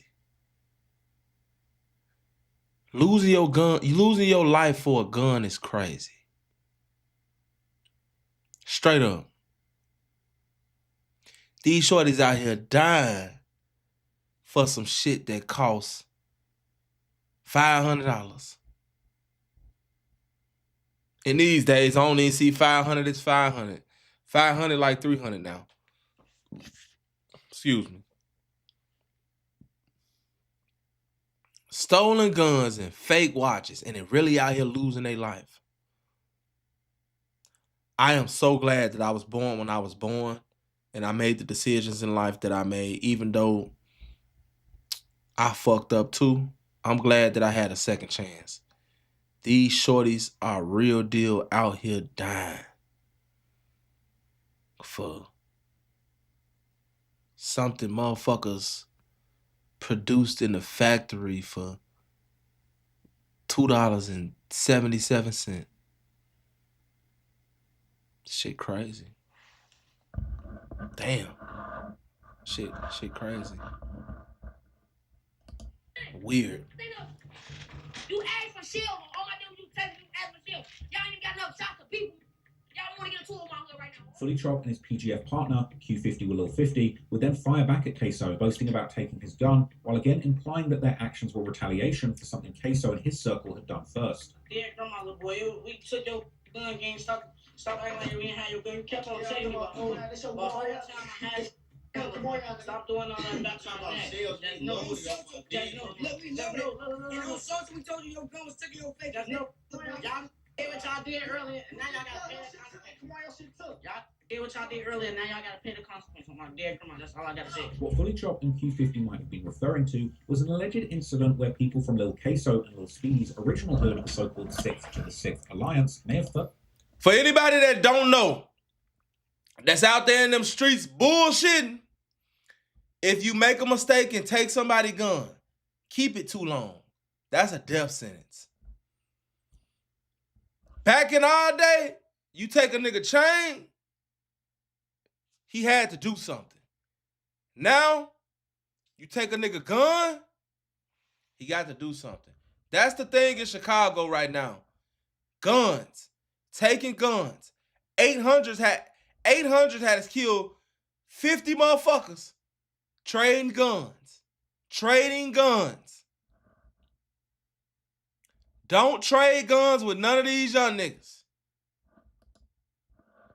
Don't do it. Don't do it. Don't. You're gonna die, gang. Tell you now. You're gonna die, gang. Don't do it. First taken a gun from Q50 and Fully Chop, as the members from this hood would later allude to. And we definitely see like somebody over here like clowning, like, yeah, we took his Ruger or something like that. Like, there was a lot of trolling comments getting through out there, man. It was. Look, on some real. We don't even do like that net, but it's like when young thing chasing it, now we gotta let it be known what's going on, like what's really going on. Yeah, that's just shows that they don't do it. Hey, do that out the window. Right, that's they be chasing out there. I'm like, man, y'all some blood. But whoever had started this feud, now that the beef was on, there was no going back, as Queso would respond to Fully Chop and Q50 by posting a picture of himself together with Lil Speedy in traffic, armed with several guns. The post came together with a song from the Bloodhound rappers JB Bin Laden and Lil Jeff called Run But Can't Hide, implying that they were out hunting and looking for a get back. Both sides would keep their followers updated in real time about the beef playing out in the streets, a back and forth that allegedly led to several real-life shootouts. But fortunately, none of these incidents appear to result in any fatalities, though at one point, Fully Chop would even imply that they had shot up Speedy's family's house, while also posting a video where he was allegedly having a shootout with someone, together with a caption saying that Speedy's gun had jammed on him. The stolen gun saga would soon make it to a larger platform when the popular Chicago vlogger On a Couch TV would make a vlog with the young PGF members later that same month, where they would hint towards having taken Lil Queso's gun because he had tried to play the middle, perhaps referring to the fact that people from Queso's hood had allegedly stolen a gun from them first, but Queso had still tried to be friends with both sides. It seemed like in Chicago this happened a lot with y'all homie Queso or something. Y'all took his pipe. Look, my boy On the Couch TV, he always there. On the Couch TV, baby. He is always there. Y'all never there. Get up, man. Go subscribe to my partner, man. On the Couch TV, man. He got the most unintentional, funniest videos ever. His videos are hilarious, and these niggas ain't even trying to be funny. They dead serious. Straight up. That's the beautiful part about it. I'm talking about, man, it's hilarious. Go subscribe to his channel, man. But he was playing his team was in the middle, so that's my look. If you ain't with us, you against us. It ain't no middle one. All my dead people. But then the PGF members would also have a lot to say about Lil Speedy, like claiming that he wasn't a real shooter, but just someone that sat on the fence whenever it was time to slide. Speedy again. Yeah, that's how they rob. Speedy is nobody's out. Yeah, he used to sit in the bench. In the middle of the seat and get his gun took every time. Never blew when they got in the shootout. He was in the middle every time we up in traffic, he in the middle. They also alleged that he wasn't a real bloodhound. For those of y'all that don't know why I don't just let the video run on and run on and run on and run on without saying nothing, you can't let the video run for 2 minutes straight without saying nothing. I got to say something. It's a reaction video, you know? For those of y'all that looking for something to complain about. I'll be right back. Likely because he had spent his early childhood in another hood before fully shot, would seemingly pull out the alleged stolen gun, saying that this was the real reason that their ops were mad. He claiming a hood he not from. Yeah, It's outside. Daddy claiming a hood where he not from. Let him confirm it. It's not from Bloodhound. Joe Goofy didn't even have his pipe. It's outside. They really mad about this. Look. They really mad about this. Oh my God. Only about a week later, it was Speedy's time to make an appearance on A Couch TV, as he would do a vlog with the younger generations of the Bloodhounds. In the vlog, Speedy acknowledged that Q50 Lil 50 had once been a good friend of his, even calling Q50 his cousin, something that he would later deny, while describing the entire situation as a breakdown of trust, with both sides believing the other was about to backdoor them first. Because a lot of people definitely, y'all was like that, 1, 2, 3, like, you know, we ain't think it'd fall apart like that. Yeah, like, Baby was my boy. how'd just go down the drain, like, we don't see bonds like that just explode overnight. Like, what was that whole situation about? Stellar folk. Don't matter. Nope. They got sticky fingers. It's really all over some backdoor. Well, that's all. They thought we was gonna backdoor somebody else for them, and they backdoor blood. That's all it was. 50 is a goofy, man. I don't even know he be funny. That's my cousin. And how I'm a foot.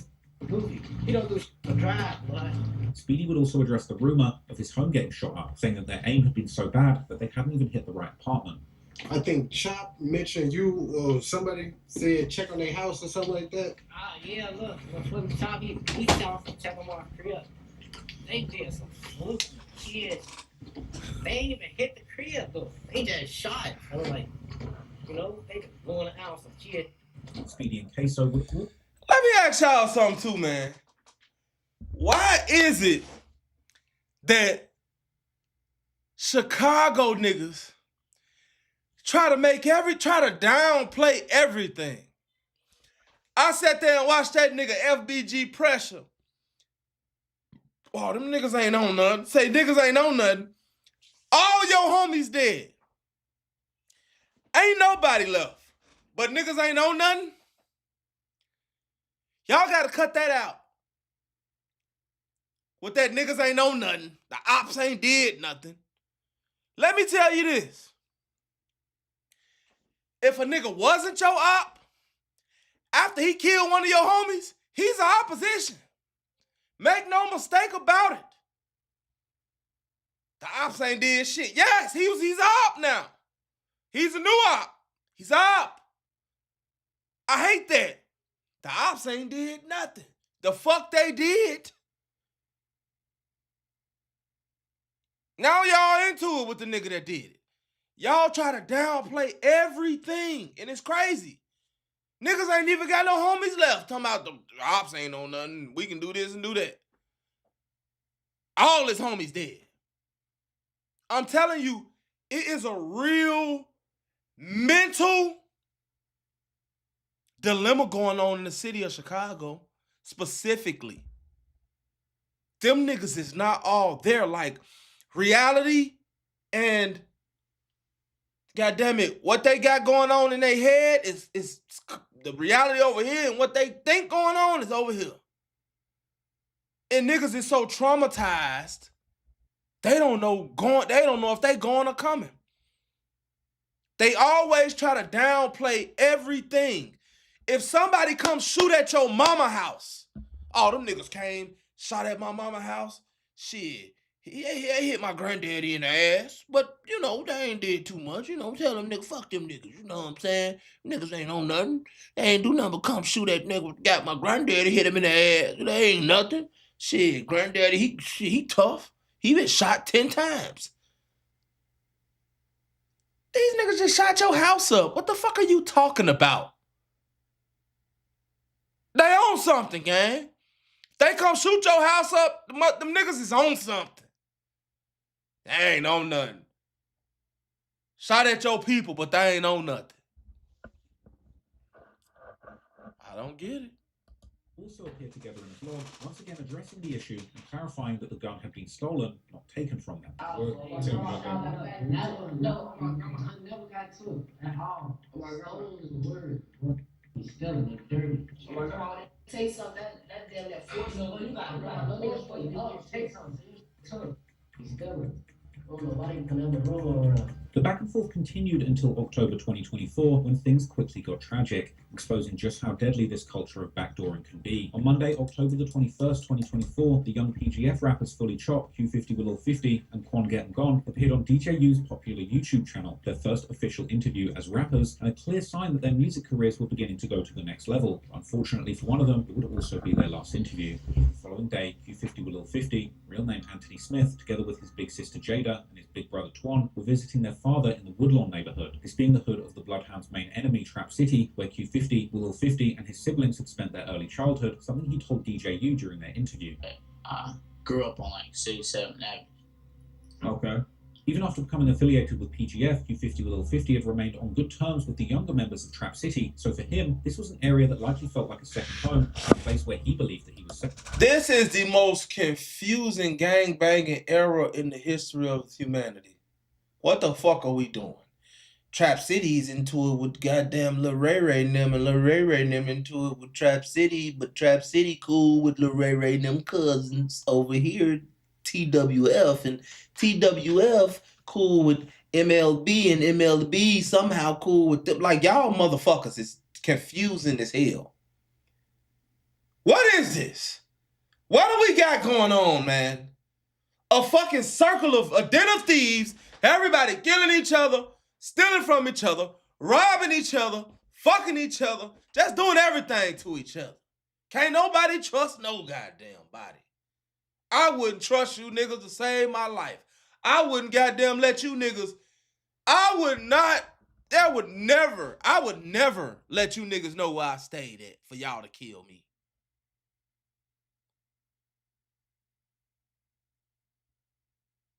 We got two different sets. This half of this set beefing with this half of this set, but the other half of both sets cool. What the fuck are we doing? And we wonder why so many motherfuckers dying. How do y'all? Well, this is something. Somebody saying why we can't hype you up. I have no idea, but I do know that if you've done 3 hypes in 1 week, you only get 3. So you gotta wait to next week. I appreciate that.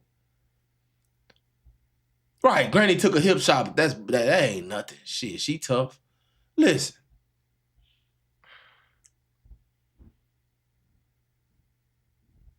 What are we doing with this? I don't know. Icky picky Puerto Rican ass shit. Like, I don't know. It's like you niggas be like, I don't, how are we doing this? How are we gangbanging against each other when some of us cool and some of us don't like each other? What the fuck is that? What is that? Some of us family and some of us friends. I don't get it. How we gonna do this? How are y'all moving around not being scared for your life? There should not be no chance for nobody to backdoor y'all. You know why? Because if you know that these niggas deal with these niggas that you into it with, why would you be dealing with them niggas? Y'all some brave niggas, man. Safe, but unfortunately, that would turn out to be far from the truth. And after the visit, right after the 3-sibling trio were about to enter an Uber, Q50 with Lil 50 would allegedly tell his sister Jada that he would be right back before disappearing to a nearby alley. Not long after, several gunshots were heard coming from that alley. When his father rushed to the scene, he found his son suffering from multiple gunshot wounds, injuries that would ultimately leave Q50 with Lil 50 dead at just 15 years old. As is often the case these days, it wouldn't take long before a video from the scene would be posted online, which the PGF's ops like Sharpnem would gleefully share on social media. Meanwhile, Q50's big sister Jada would go on Instagram Live while still outside the hospital, where their brother had just passed away, going on a furious rant. During this, she would scream at the camera how her brother went out shooting before instantly denying that Lil Speedy had anything to do with her brother's death, as rumors about his possible involvement had seemingly begun to spread online already.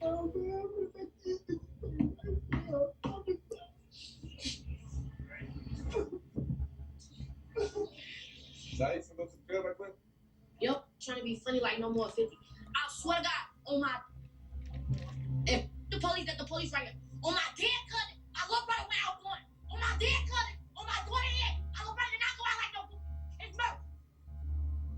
Oh, look, all my deputies don't know this like I said they ever did. Do y'all see what I'm saying? What is he talking about? On my dead cousin, on my dead sister, on my dead auntie, and my mom and my brother. He went out shooting. He ain't go out like no goofy. Bitch, he went out. Who cares how he went out? Not only did he go out, he didn't take nobody with him. What are you talking about? I'm starting to really dislike some of y'all because y'all don't use y'all fucking head. What are you talking about? Oh, he didn't go out like he died, baby girl. Who gives a fuck if he was shooting back or not? What are you talking about? Where do y'all get that dumb shit from? Don't piss me off. Trap Lil Ross with the rest of this video. What else did you put in this video? Cause this just pissed me off. I don't. You know what, Jada? I'ma spare you cause you young. And I don't even know if you 21 yet. You probably a little bit over that. But you a fucking airhead. And the rest of y'all who think like that are airheads. What are you talking about? He went out blowing. Who gives a fuck? The nigga ain't here no more.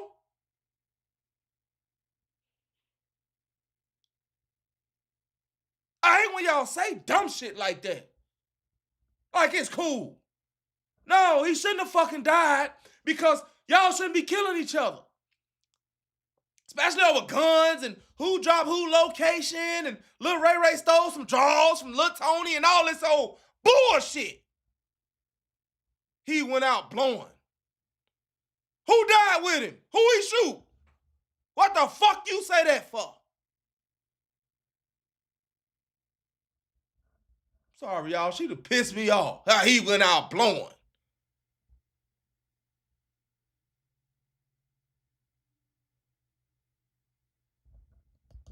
Nobody speed all of them ain't none of them do speed. I even know the goofy. Jada would get more and more agitated and would soon even announce to her viewers that she was putting $20,000 on the killer's head and $30,000 on Lil Speedy's head if he decided to troll about her brother's death in any way. You know. And she done went out there and put $50,000 on these folks' head. At the time, she probably got a little money now. At the time, ain't have a goddamn dime to first. Working a job. Check the check. You done put $50,000 up.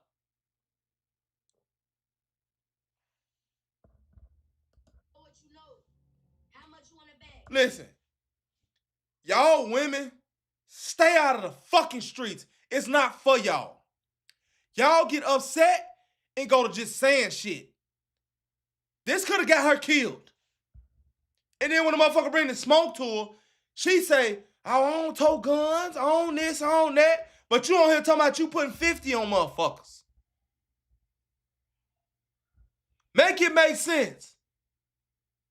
My bad, man. Y'all need to recap, man. Man, if you just now got in here, man, we doing a reaction to Trap Lil Ross's video on Speedy, man. 15 with 3 bodies. The mini murders of Lil Speedy. And Jada pissed me off. Just like a lot of these other goofies do. That's goofy. I'm out there like shit, man, on my mama, nigga. If that's what I'm on, nigga, when I catch niggas on my mama, do that to niggas such and such. I'm not out there talking about, he went out blowing. He ain't go out like no goofy. What the fuck does that matter? If he shot back or not. He obviously didn't have the ups on niggas. Now, I don't know disrespectful shit because y'all know I don't do that. But I'm just saying, What is the point of some of the shit that y'all be having going on?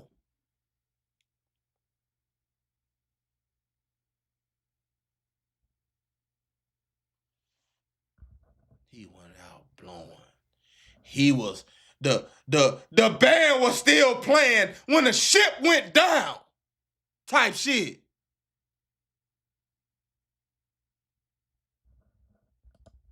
I give y'all 24 hours, and that's 20K on somebody's head. I give y'all 24 hours. I bet y'all whoever did whatever be killed. I'm done talking now. On my dead cousin, y'all know I'm not no doubt. When I put anything on somebody's head, and Speedy keep trolling, it's gonna be 30K on his head, and I bet you he be dead by tonight. Keep trolling, he'll be dead. Keep trolling. The next time I see his mama face gonna be split open on my dead cousin. Why his thing on the troll. But Speedy would indeed soon address the situation, surprisingly posting on Instagram how he had told Q50 to watch out for certain people without specifying who he was exactly talking about. But he would also do some trolling by posting a picture from the alley where Q50 with Lil 50 had been killed, as well as laughing at his death and asking why the whole city was suddenly so sad about it. He would also seemingly address Jada, saying how he was still in the trenches and clearly not concerned about any death threats. Meanwhile, other PGF members would post tributes to Q50 with Lil 50, implying that a get back was only a matter of time. But after the murder, there was seemingly no clear theory about exactly who had been behind it. Some would keep guessing that the suspect was Lil Speedy, who continued to take shots at Q50 with Lil 50 on social media, even posting an old photo of the two from when they were still friends, paired with a cryptic caption that read, "Only if they knew." While Speedy's friend Lil Queso would also keep escalating the back and forth, telling PGF to stop mentioning his name and dissing Q50 with Lil 50 by calling him the disrespectful nickname Alley Cat due to the location where he'd been killed. Some YouTubers, on the other hand, would point their fingers towards the PGF's main rivals, Sharknem, aka 147, theorizing that Q50 with Lil 50 might have been killed because he and the other PGF rappers had been dissing Lil Nooney's dead brother, Baby Doc, in their music video for the track 333, released just 4 days before Q50 with Lil 50's murder. But unfortunately, the truth would allegedly turn out to be even more tragic than that, because according to rumors now, the shooter actually came from Trap City, the neighborhood where Q50 with Lil 50 had actually grown up before linking up with PGF, a place where he should have been safe amongst friends. These rumors began circulating after the alleged killer, 14-year-old Trap City member Lil Tay, who would suspiciously lose his own life roughly a month later in a November 2024 brutal car crash. Situation on the south side of the city. That's where Chopper 7 is over this very serious crash. We have confirmed with police that one person was killed in this crash. There were 5 people inside that white vehicle that slammed into that pole. Everyone inside was injured, and again, one person was killed here. After Tay's death, Trap City members would make some shocking revelations about him, claiming that despite being only 14 at the time of his death, he had already taken 5 lives. A claim that, true or not, said a lot about the younger generation's obsession with murder and kill counts in the Chicago streets. But following Tay's death, PGF members would begin to imply on social media that he had been behind the murder, until Jada would come out and tell everything, detailing the events that had allegedly led to her brother's death by claiming that Trap City were jealous because Q50 with Lil 50 wasn't repping their hood anymore, even though he had grown up there, and seemingly confirming that Lil Tay had actually been the shooter. On everything I love on my dead cousin, I do not get in my little brother's real beef for they into it with for real. Like you don't see me talking to Lil Nooney them. You don't see me dissing Lil Nooney them. You don't see me saying shit to.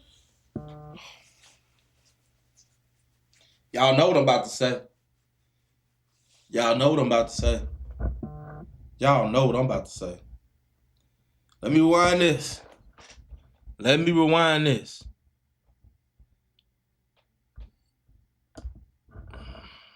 In the Chicago streets. But following Tay's death, PGF members would begin to imply on social media that he had been behind the murder, until Jada would come out and tell everything, detailing the events that had allegedly led to her brother's death by claiming that Trap City were jealous because Q50 with Lil 50 wasn't repping their hood anymore, even though he had grown up there, and seemingly confirming that Lil Tay had actually been the shooter. On everything I love on my dead cousin, I do not get in my little brother's real beef for they into it with for real. Like you don't see me talking to Lil Nooney them. You don't see me dissing Lil Nooney them. You don't see me saying shit to Lil Nooney them. You don't see me saying shit to their other ops either at all, because they real. You're literally, this shit aged like milk. You're literally going with Lil Nooney right now. She's literally going with Lil Nooney right now. And of course, you know, when we do some bullshit, we try to justify it. She's going with Lil Nooney. I'm talking about doming them. Making love. I'm surprised they ain't got a baby on the way.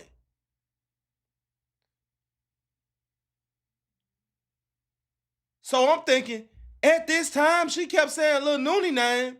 Like, Noonie was the only op her brother them had. No, you wanted Lil Noonie the whole time. You saying all them niggas in that gang and you keep saying Lil Noonie. They ain't into it with Lil Noonie them. You don't see me talking to Lil Noonie them. They don't see me fucking Lil Noonie. Was that going on at this time, or were you planning on doing it? It was so on your mind, had to be, because that's who you ended up in a whole relationship with. Your brother's ops. And we didn't say that this was your brother's ops. You said it. I don't say shit to them at all. So I'm tired of hearing that, oh, Jada, man, your business. When it comes to Trap City, I'm not mad at my business about shit, because you don't know why. That was not his ops at all. On no day, that was not his ops at all. The day my little brother died, dude,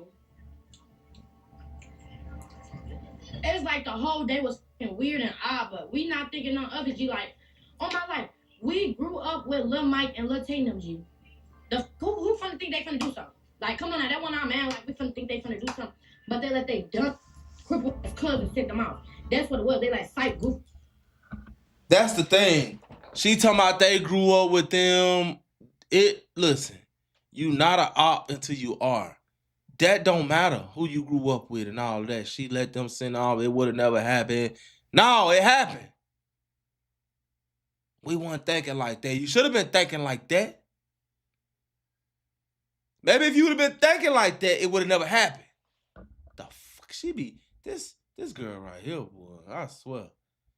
Her elevator do not go all the way to the top. Send them out. Gee, when I found that my little brother was shot, the first month I thought of was them. Why the first month I thought of was them? Because how this happened? I just seen these goofy little boys run off, clocking guns back in. I just seen they run. 50 not thinking of he trying to be on the car with it. Like they really did some. They really thought they did some cold. That's what they thought they did, some cold. And then they was just text me, blow my phone up. Oh, Jada, we wasn't gonna shoot him, but 50 ran up on and 50 pushed Lil Tay. 50 did this, 50 did that. On my soul, I don't get no, cause y'all should have known. Once I found out my little brother was dead, G, I was gonna beat on y'all, G. I was gonna beat on y'all. It was the Trap City. It was all y'all people. It was all that, and I don't get no, and if any feel something. She never got on nobody's ass. How did you get on somebody's ass, Jada? What did you do? What did you do, Jada? Nothing. What did you say? Oh, I ain't that type. I don't keep guns. This is why I say, a lot of y'all young ladies be free kills, because when it gets so deep, and I have to ask myself, just say I'm in the streets and I gotta ask myself, she on the internet talking all this shit. I know if I catch her and I smoke her, I can hurt the ops. What's stopping me from doing that? And she talking all this shit. Absolutely nothing. Real talk. I hope she's grown up since then.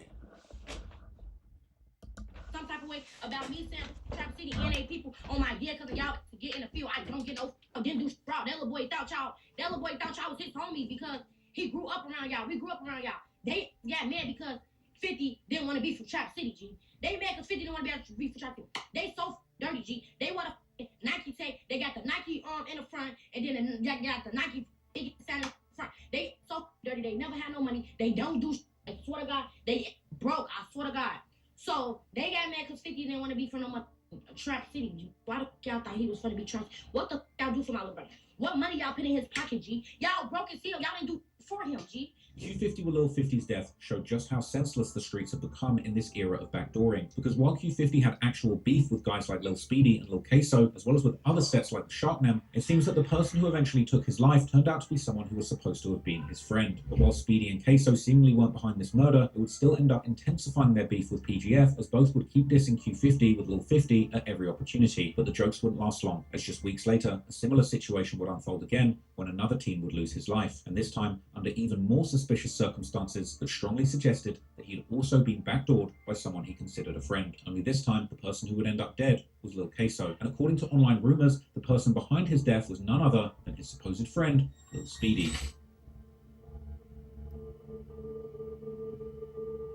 towards the end of 2024, the beef between PGF and the duo of Lil Speedy and Lil Queso kept escalating, as both sides would go back and forth dissing each other, with Speedy and Queso continuing to diss Q50 with Lil 50, while Fully Chop and the rest of PGF would continue to remind them about the stolen gun, with Fully Chop even posting a video of the alleged aftermath following the incident, showing Queso upset, while an older man would seemingly berate him for what just happened.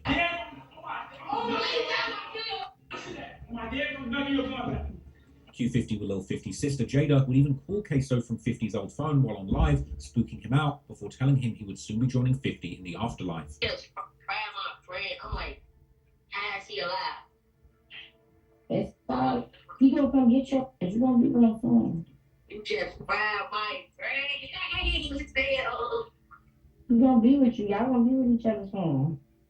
And you know he gonna beat your you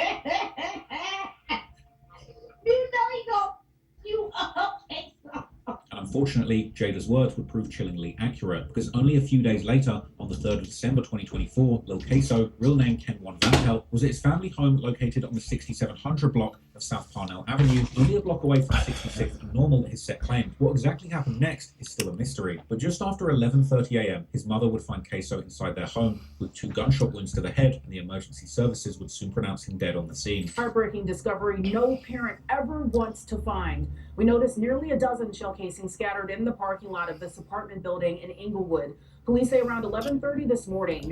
Now this little boy was about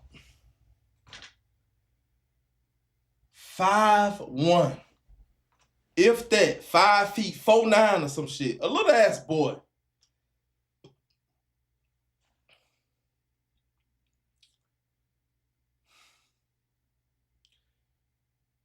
Queso wanted to belong. That was Queso's problem. Queso wanted to belong.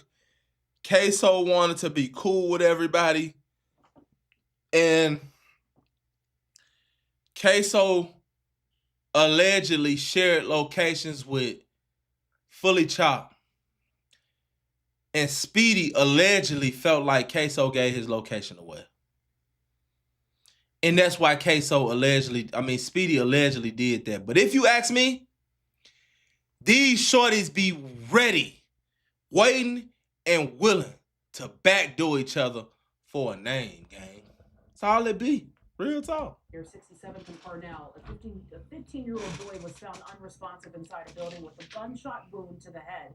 The victim was pronounced dead on scene. Police say this is a homicide investigation. And it wouldn't take long for the news to reach Reddit, where theories about the killer and a possible motive would start immediately, with some users quickly posting screenshots of Instagram posts by PGF affiliates, including Fully Chop's brother Twan, who was seemingly claiming that they had taken a gun from Queso, again, which the users would see as a possible motive for the murder, while Fully Chop himself would also be quick to confirm Queso's passing, as the dissing from PGF's side became relentless. Fully Chop would even appear to imply that they were behind the murder, saying how somebody had mentioned Q50 with Lil 50's name and now they were dead, before adding that PGF were King Slime for real. However, suspicions would soon also shift in an unexpected direction, as Queso's supposed friend Lil Speedy began making some highly questionable posts on social media, like calling himself the King Snake while telling his followers that he had no friends and that they should just watch him work, common reference to doing drills. Speedy would also take a page straight out of Lil Jeff's book, who had made an infamous Instagram post with 10 hat emojis, the theory being that each emoji actually stood for one of his victims, with Speedy now posting 3 emojis of his own, a top hat, a graduation cap, and a woman's hat, with online detectives on platforms like Reddit immediately starting up theories that Lil Speedy had ended up backdooring.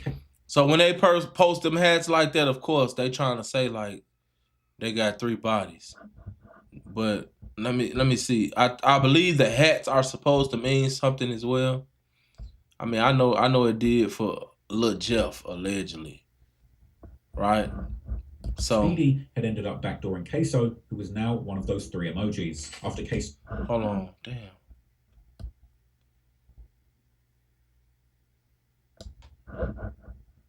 The theory being that each emoji actually stood for one of his victims, with Speedy now posting 3 emojis of his own. So, we got a top hat, a graduation hat, and then a fucking old lady church hat with a bow on it. What old lady you done killed, bro, with a bow on? What old lady you done killed, bro? Or at least a female. I'm going to assume that the graduation cap is Queso. The top hat, y'all already know. All of my vice lords, all of my folk on the hustlers, a lot of that shit that stand up under that 4-point star, up under that 5-point star, you know what I'm saying? That black diamond and shit like that. That top hat is real deal important, right? So that could mean that he killed a vice lord or a folk on a hustler. I'm trying to make this shit make sense. Because do the emojis mean something? Or is niggas just posting stuff? Because from what I'm getting from this, the top hat will either mean somebody under the 5-point star that used the top hat as symbolism, like a vice lord or a folk on a hustler, or it represents an older guy. The graduation hat will represent a younger guy, somebody who maybe graduated from high school, or somebody who was on their way to graduate from high school. The hat with the green bow on it, which looks like a woman's hat, will represent a woman. Now, you would think it would represent an older woman, but I think it just represents a woman. So you're saying you killed an older man or a vice lord, Queso, and an older woman or a woman. At what point of life did you decide that posting any of that shit was cool? And if that's what went on, what made that cool to even do? Because this hat right here is clearly a woman's hat. That is a woman's hat.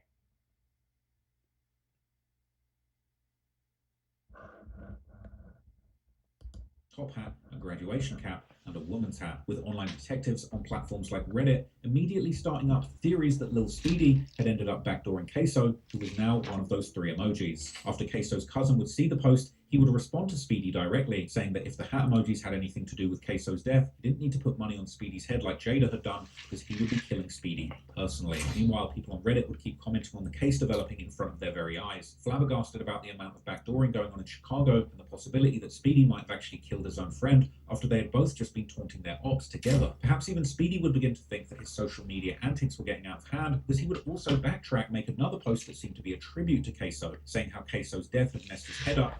People were going to say what they want, seemingly referring to the rumors of him being behind the murder, which arguably himself had stopped. Come across as AZ King.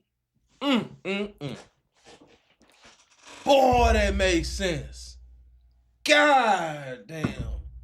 He said, Jalen said, I don't know who Jalen is, but he said, Jalen said, that's the Trap City guy whose sister got killed at his funeral. Wow. That makes too much sense. That makes too much sense. Damn. sincere or even sarcastic, and it would do very little to dispel the rumors started by other, much more self-incriminating posts. And eventually, a theory would form online about what happened based on the tidbits of information that people would gather from news reports and social media posts, with online sleuths even posting detailed timelines of the alleged events, claiming that PGF members had somehow obtained Queso's location, possibly because his phone was still sharing it with Fully Chop from when they had been friends. The morning of his death, Queso and some others, including Lil Speedy, had allegedly been sliding around Chicago in a car, with Queso going live on Instagram during that ride, as covered by the YouTuber NC. This morning, he went live for the last time close to 7 a.m. He was driving around, and they thought they found... Shout out my motherfucking homegirl NC, man. What out, baby girl? Somebody, but they continued on before the live ended. Nah, I was in my feelings because he could have had me. Like, add me, rap, add me, y'all can't. What do you mean, can't? And I'm trying to figure out who was this young man's ops, because he seemed like he was trying to be cool with every goddamn body. That's what got him killed. Who was Queso's ops? Who was his ops? Trying to be cool, buddy, friendly with every goddamn body. Got himself killed, man.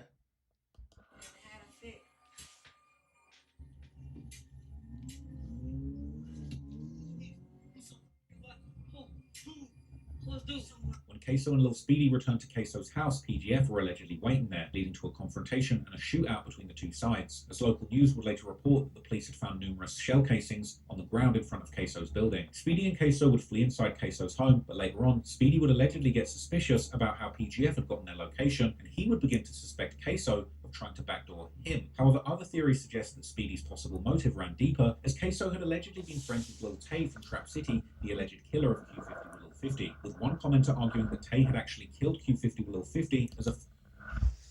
Put a 1 in the comment section if y'all feel like Queso was trying to backdoor Lil Speedy.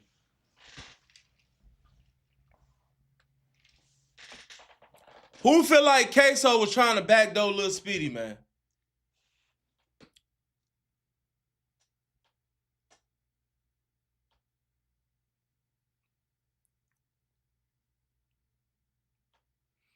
We got 1-1 so far.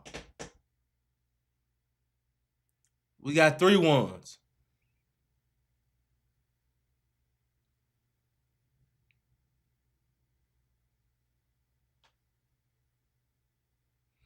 So let me ask y'all this. We got 4 1s. Just listen to King Von. Wait. I'm going to assume that's another 1. It was getting to that point. Speedy made the first move. So, let me ask y'all this. Is it safe to say that Speedy may have made the right decision? If we said that he was trying to backdoor Speedy,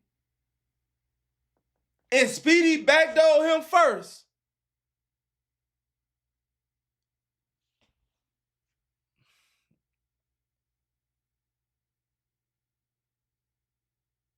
it's about survival. Human nature 101.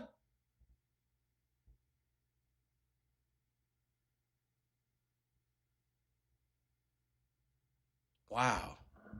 This stuff be real deal deep, man. And it be like, even though the shit be deep, you still have to ask yourself, why are all these shorties getting killed? And when it boiled down, when it come down to it, we can't even get a direct answer on why the fuck they lost their life. Like, what? Queso got backdoored because he was trying to backdoor somebody else. How do we feel sorry for you? I don't know. Maybe y'all can help me, chat. Favor to Queso in retaliation for the gun that 50 and Fully Chop was said to have taken from him. But while Speedy had been on Queso's side in their beef with 50 and the rest of PGF, Trap City was still the #1 enemies of his set, the Bloodhounds. And the fact that Queso might have been messing with them was something that simply couldn't go unpunished. But whatever the true motive may have been, Speedy would then allegedly call a friend from Shorty Mob called Fat Drench, who arrived with a car to help him get out the situation that was about to unfold. This was supported by the fact that Fat Drench would later post on social media taking shots at Queso's clique, the 18 Kappas, while seemingly asking who wanted to be the next to die. But then tragically and suspiciously, Fat Drench would also lose his life just days after Lil Queso, gunned down under circumstances many have described as suspect and potentially indicative of yet another backdoor setup as well, although there's currently no concrete evidence linking the two killings. Yeah. That motherfucker Trap Lil Ross, that man don't leave a stone unturned. Real talk. Somebody tell Trap Lil Ross DM me, man. Somebody tell him DM me, man. Straight up. He does not leave a stone unturned. When I say he put every single nick and cranny within the documentation, within a documentary, he don't miss nothing. Even the shit that you don't feel like, did you feel like, that may not be as important? He just throwing it in there. And I don't know if it's to prolong the content, but he don't miss shit. I'm coming. Yeah, I'm coming. After Speedy had called Fat Drench to come and pick him up, they would meet outside before Speedy would allegedly return to Queso's home with the excuse that he had forgotten one of his phones. And while exiting the apartment, he would literally leave the door open. Betting on PGF likely still wanting both him and Queso dead, Speedy would then allegedly call the PGF members in order to backdoor Queso in return, telling them that the coast was clear, with the PGF crew then sneaking into Queso's home through the open door and shooting him in the head while he was sitting in his room playing a video game, before running out of the building and fleeing the scene. This theory was based particularly on a report that claimed police were looking for a group of kids who had allegedly been in the apartment with Queso before running out of the building shortly after his murder. So to be clear, this is just a theory, but it seems like one person would take at least parts of it very seriously, and that would be Lil Queso's mother, who had seemingly confirmed that Speedy had been in the house with Queso around the time of the murder, and had therefore very much likely backdoored him. Whether any of this was true or not, Queso's murder and the online theories about Speedy's involvement would ultimately encourage Speedy to launch his own rap career in early 2025, with him capitalizing on the rumors and using his music to hint at being involved in the hit to generate buzz on social media. Stepping into the rap game was a risky new chapter in Speedy's life, and he was beginning to enjoy the spotlight and money that came with being a rapping killer. But unfortunately, it seems that Speedy still hasn't been able to leave the streets alone, and things would soon end up getting even more complicated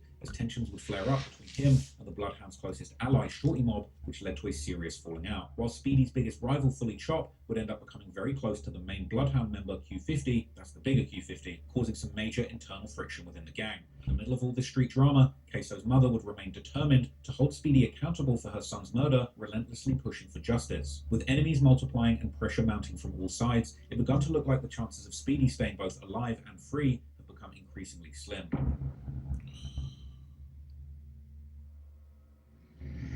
For the Bloodhound gang, the year 2025 began in the worst way, as one of Lil Jeff's closest friends, T Slick, real name Tommy Coleman, was arrested in connection with the January 2024 double murder of two high school students, known as Lil Rob, aka Robert Boston, and Monty, aka Montiero Williams. These two are often regarded as the most widely confirmed victims attributed to Lil Jeff, as only weeks after this double homicide, Jeff would release what would become his most infamous song, Ah, which many fans believe to be basically Lil Jeff's confession to these murders, with lyrics where he appeared to describe the screams that the victims made after the hit as captured by a witness on a viral video. But unfortunately for the Bloodhound, that was another one right there on business. Didn't give a damn. He was a menace. Didn't give a damn. Telling us everything he did in his music. He told us everything he did in his music and in his lives. He was destined to go to jail, just like Vaughn was. Just like Vaughn was. And it's crazy. The craziest, biggest, deepest, darkest killers are the ones that we tend to love to death. And y'all loved Jeff because Jeff was a cold-blooded killer. Jeff couldn't rap a damn lick. Huh? Talk back to me. Jeff couldn't rap, man. He was trash, just like the rest of them. Rest in peace, Jeff. He had personality. He was a killer. He couldn't fucking rap a lick.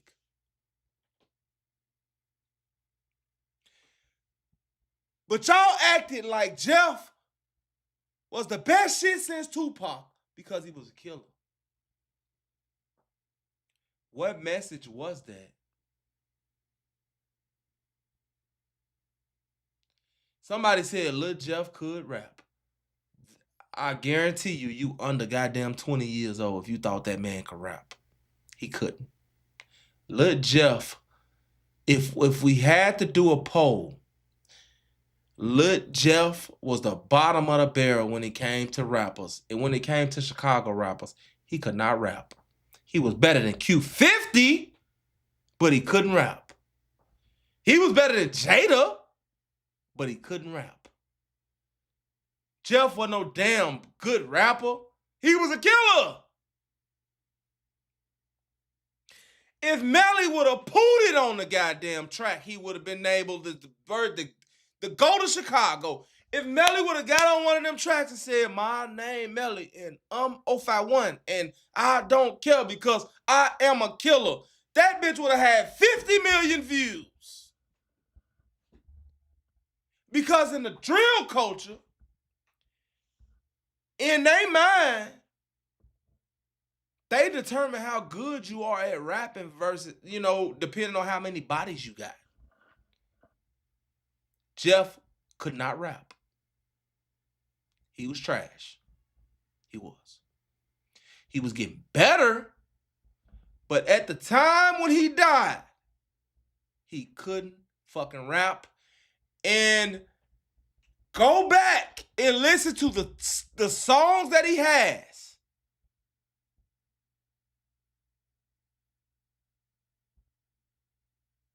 When you come back, I bet you're going to be like, damn, you know what, SN, you was right. He wasn't talking about a bitch-ass thing. But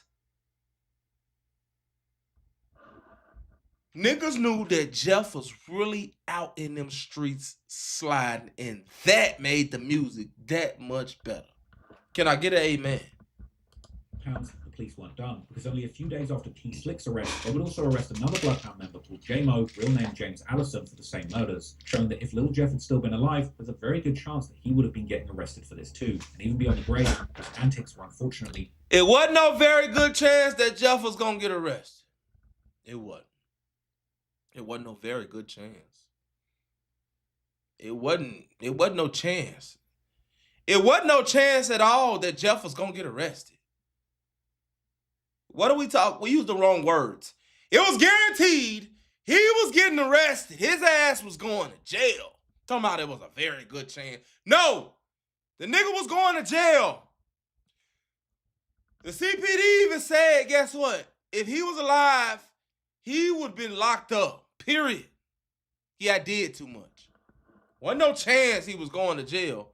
If he would have lived, he was going to jail. And he looked up to King Von. And if King Von would have lived, King Von was going to jail. Because both of them did too much. Honestly speaking.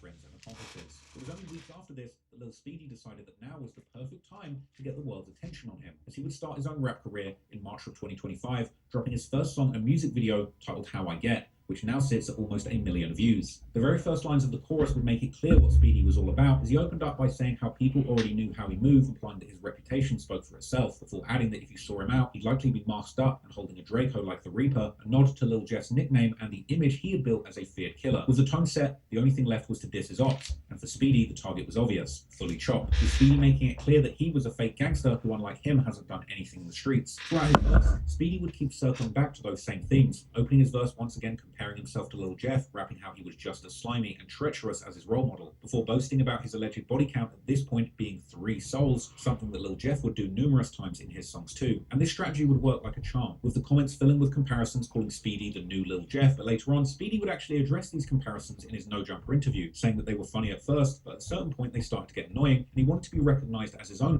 artist. How you feeling when you be seeing like they be saying that you Jeff reincarnated and It was funny, like when I first knew what the funny, but like now it irritating. So I'm me, I'm myself. I don't like. I wonder. I be thinking like, what the f we making them say that though? I feel like they just be saying that because of the friend group we hang around.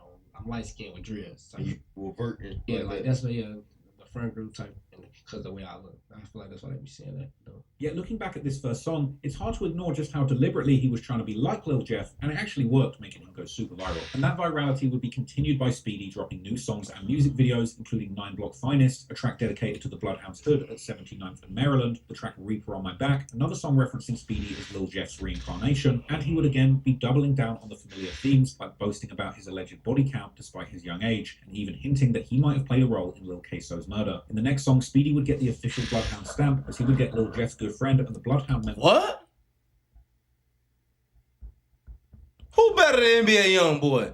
I'm not even an NBA Youngboy fan. Are you serious? There go that Delusions of Grandeur shit again. I'm telling y'all, that shit run deep. People are really out here mentally unstable. They're really out here mentally unstable, man. Bloodhound Speedy is trash. Bloodhound Lil Jeff, he was trash. Nowhere near better than no NBA Youngboy. And I don't even like NBA Youngboy music. Real talk. Shit crazy.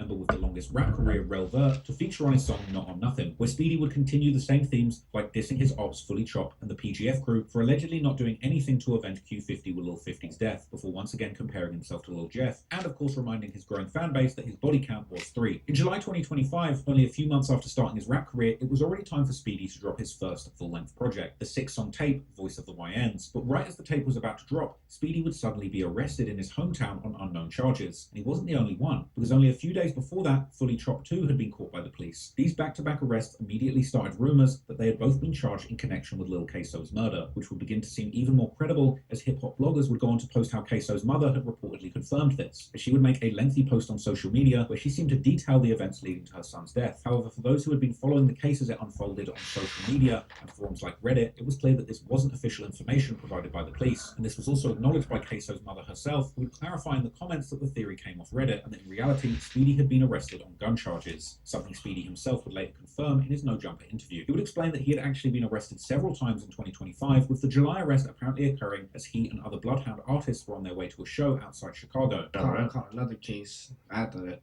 I had got put over on the way to a show. But while that arrest didn't seem to be directly tied to Lil Queso's murder, Speedy did mention something very unsettling, perhaps without even fully realizing it, because according to him, one of the officers would let them know that they had been watching and following them. And they was on some bullshit. They said some weird, like, yeah, we been following y'all, we been watching y'all. Oh, what the? I'm on the way to a show. I guess they searched the car, they found a scrap. Now, if some officers tell y'all that they've been watching y'all and they've been following y'all, these are regular officers. Why would you even identify yourself with anything being considered as a killer that took somebody out when you know that, first of all, why are these officers watching y'all? They're watching y'all for a reason. Y'all on the radar game. Niggas don't even be knowing when they be on the radar. Then when they get knocked off, what happened? Lil Ray told. No, dummy. You've been on the radar 4 years, but you thought you was bigger than the program. When all of the big heads before you didn't get away, you think that you was going to get away. Y'all need belt to ass. They found the gun now. Do you believe it that they were actually like following you guys, or do you think it was just a random? Nah, they probably was though. Cause like where we was at, I believe it. Cause like before we fast, we was on our way to Joliet, like an hour and a half away from Chicago. Mind you, this JJ, Ray a motherfucker. The arrest took place about 6 months after 2 of the Bloodhound members had been arrested for one of the most shocking broad-day double murders the city has seen in recent years. And for many professional criminals, this would have likely been a clear sign that it was time to pack your bags and take off to Mexico before you get hit with a RICO. In the life of a young Chicago drill rapper with a possible lucrative music career on the horizon, this was just another regular Tuesday. And after getting out of jail and being put on an ankle monitor, Speedy would keep dropping music like nothing had happened, releasing his song and music video titled King Snake in October 2025. Meanwhile, interesting things have been happening on the PGF side of the beef, as Q50 with Lil 50's big sister Jada had now gotten so popular on social media that she too decided to start her own rap career, releasing her first song and music video titled Silly in May 2025, which now sits at over 1 million views. And from here, Jada would keep dropping songs, where she would often shout out her brother's old friends from PGF, like Fully Chop and Quan Getting Gone, while seemingly also actively participating in their beefs. Jada would also keep stoking the flames on social media, where she would often beef with people, including Speedy, even making some truly inflammatory accusations, like claiming that Speedy had shot up her house twice, even while her daughter was inside. And Speedy don't do shit, literally, but shoot at crib with kids in it. Let's talk about it. On 50. That's why him and Queso got. So what is you even talking about? Speedy goofy. Stop believing everything you see on the internet. He's a goofy. He should shoot at cribs and miss.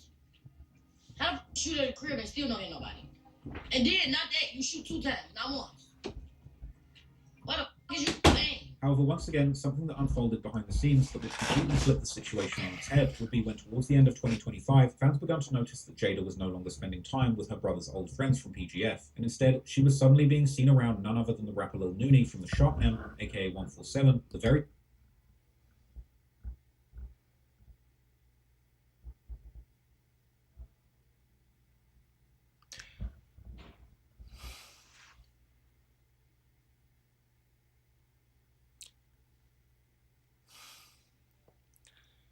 Didn't she just...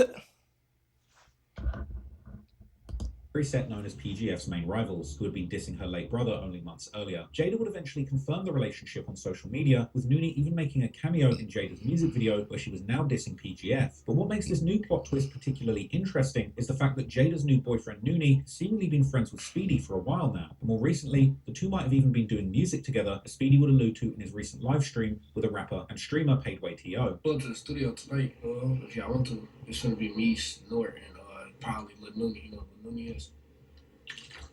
Yeah, he probably be enough too. However, it seems that recently, the older Bloodhounds, particularly Bloodhound Q50, have been getting close with Nooney's main ops, PGF, with PGF member Vic posting himself on a FaceTime call with Q50 while seemingly implying that the Bloodhounds and PGF were locked in together. This would understandably seem to anger Lil Speedy, who would appear to post some subliminal disses towards Q50 on social media. The connection between Q50... Right, numb to feel got a nigga flabbergasted, man. Ah, damn. PGF likely came through Bloodhound's main ally, Shorty Mob, who have seemingly been affiliated with PGF for some time now. And while Speedy used to be friends with certain members of Shorty Mob like Fat Drench, who allegedly helped him to get Lil Queso killed, recently Speedy and Shorty Mob have begun dissing each other openly on social media, likely due to Speedy's hate for Fully Chop and PGF, with Shorty Mob even seemingly claiming that they almost caught Speedy in real life. All of this friction seemingly builds with Shorty Mob is crazy. Shorty Mob is crazy. Trap. I know you got an accent. I know you from Europe. You got to get this shit together. Shorty Mob, we can't do Shorty Mob. Shorty Mob, I can even do Shorty Mob. Shorty Mob is crazy. You got to get this shit. If you're gonna be doing documentary, you got to learn how to switch this shit up. I'm sorry, Trap. I can't accept this out of you. Shorty Mob. Come on, man. That is the least. That shit don't sound nowhere near gangster. That ain't not how you say that. Shorty Mob. Know what I'm saying? They Shorty Mob, not Shorty Mob. Straight up. That's crazy.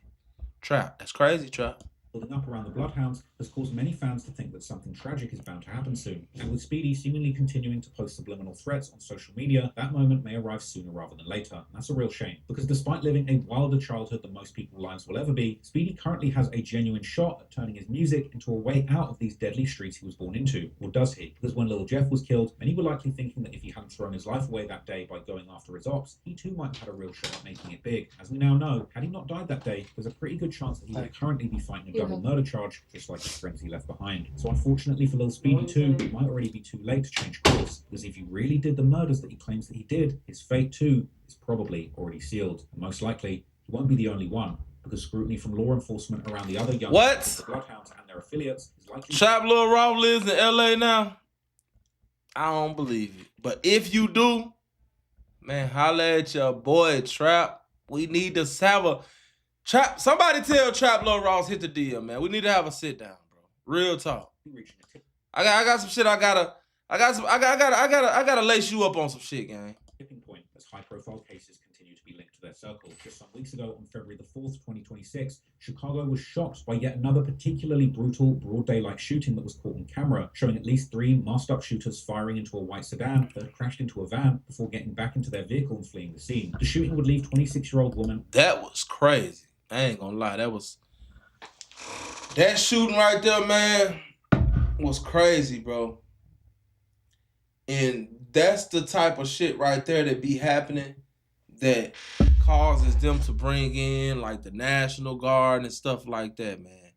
That was a real deal hit right there.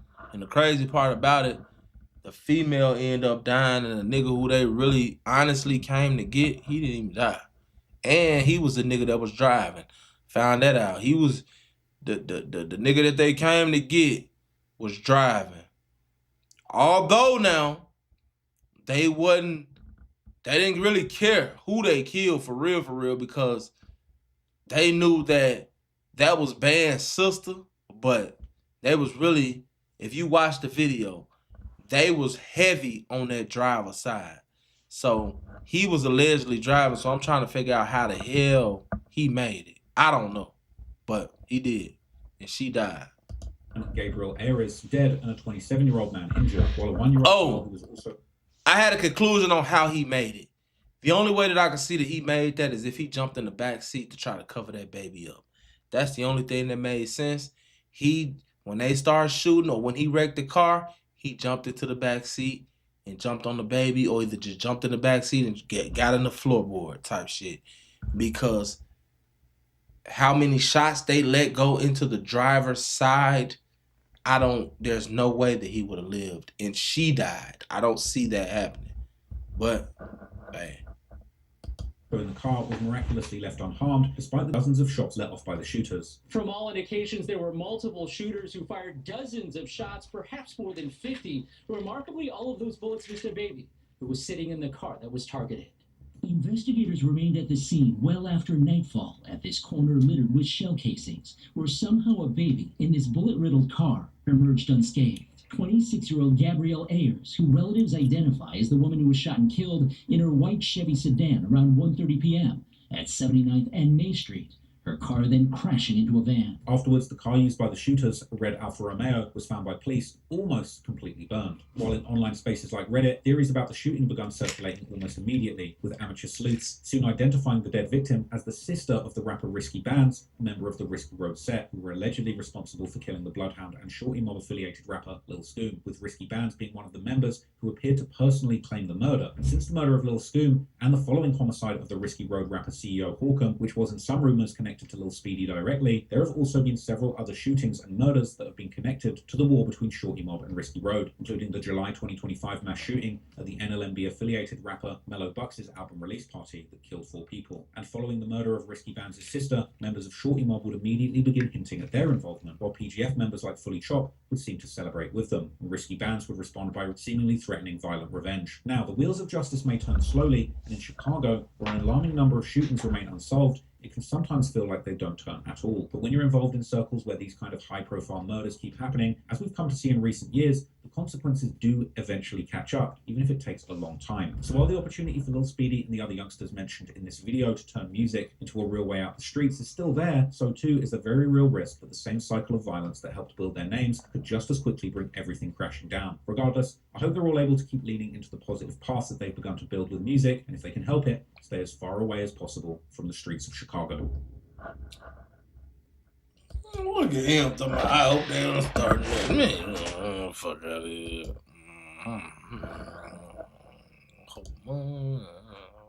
Fuck up.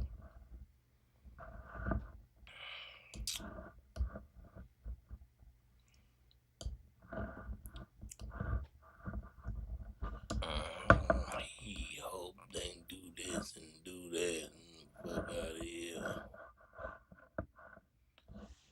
But hey, there y'all have it, man. I reacted to that long ass video. That was my number of the hour though. Conclusion.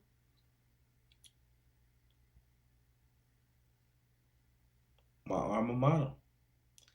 Never put too much trust in friends. Learn how to use enemies. And try not to get slimed out. Real talk, man. What's up? Fuck it.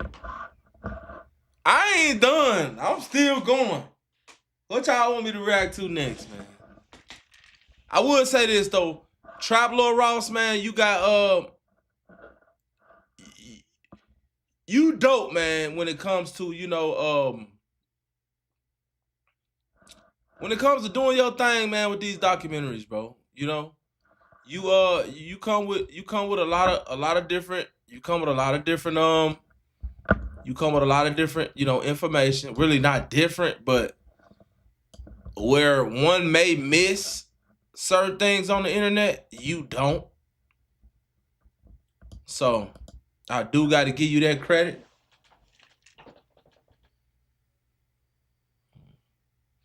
Michael Mack watch, man. And everybody that's new to the chat that's just now coming in, I've just been pretty much reacting to Trap Lord Ross's video that he has on Speedy, Bloodhound Lil Speedy, the 15 with 3 bodies, the mini murders of Lil Speedy. And we've come to the conclusion that it was a good documentary, but a lot of the stuff that he had in the documentary comes from these people. So if it's a lie, then it's their lie. You know? Real talk. He connects the dots. That's what he does. And I can't blame him for that. I really can't blame him for that. He found him a niche. He found him a place, and he did his thing. He stuck to it. What else, man? What else? Shit, what else? We done? Y'all ready to go to sleep? Y'all sleepy? Shit, let me know.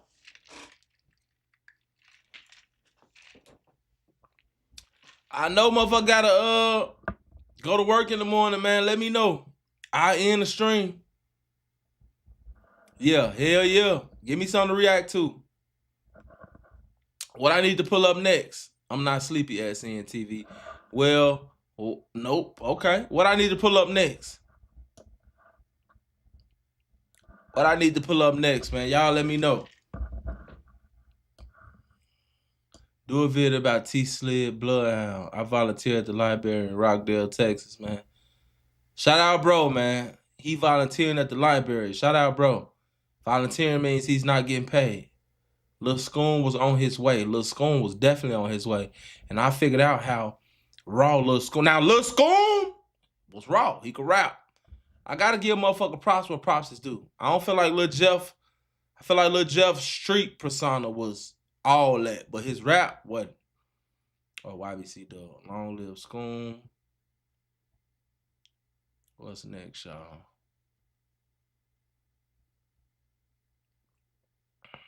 Y'all let me know what's next. Shit, I'm finna put that bitch straight in the browser. Let's see.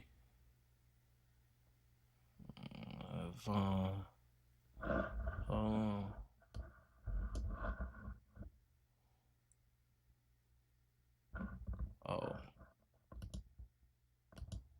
Okay, yeah.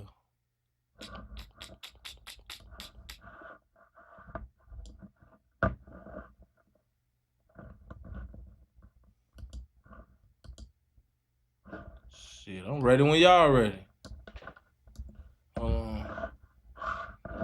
Go to the tube. And, okay, hold on. Let's see, it did. Alright, oh, the tube right here. Damn, some of this shit. No.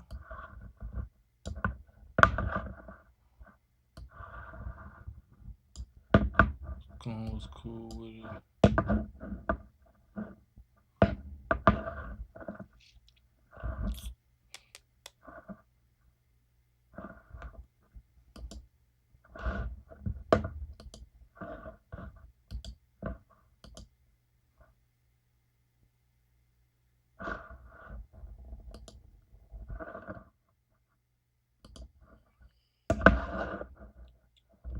So let's see what we doing.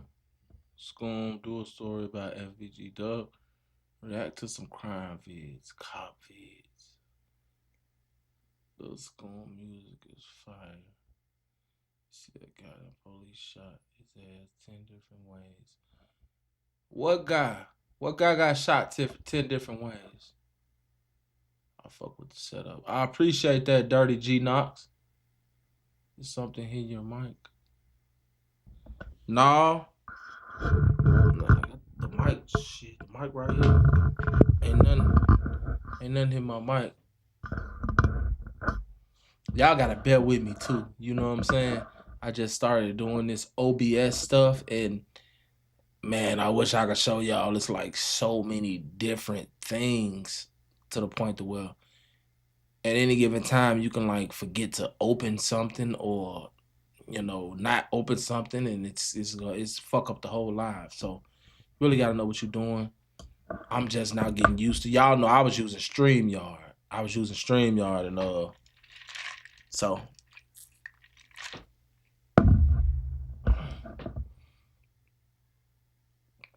Oh, he was definitely like that.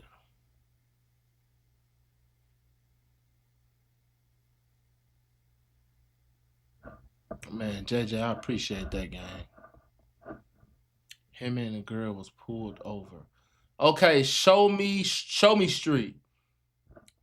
Let's see. What do I need to go to find this video? Hold on. You see that guy and police. The thing is, I have to have some type of information to be able to pull it up, gang. You know what I'm saying? If that makes sense. I have to be able to go somewhere. But let me see. What we gonna say? Man gets shot by police with his girlfriend.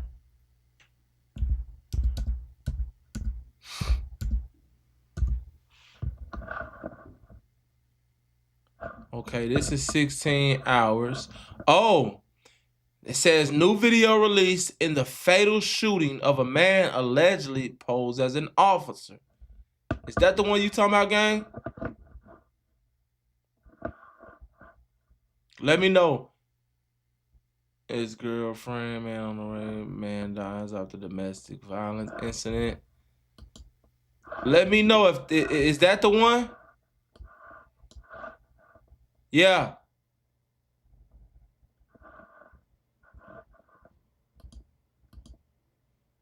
Let me know, gang. I'll be right back.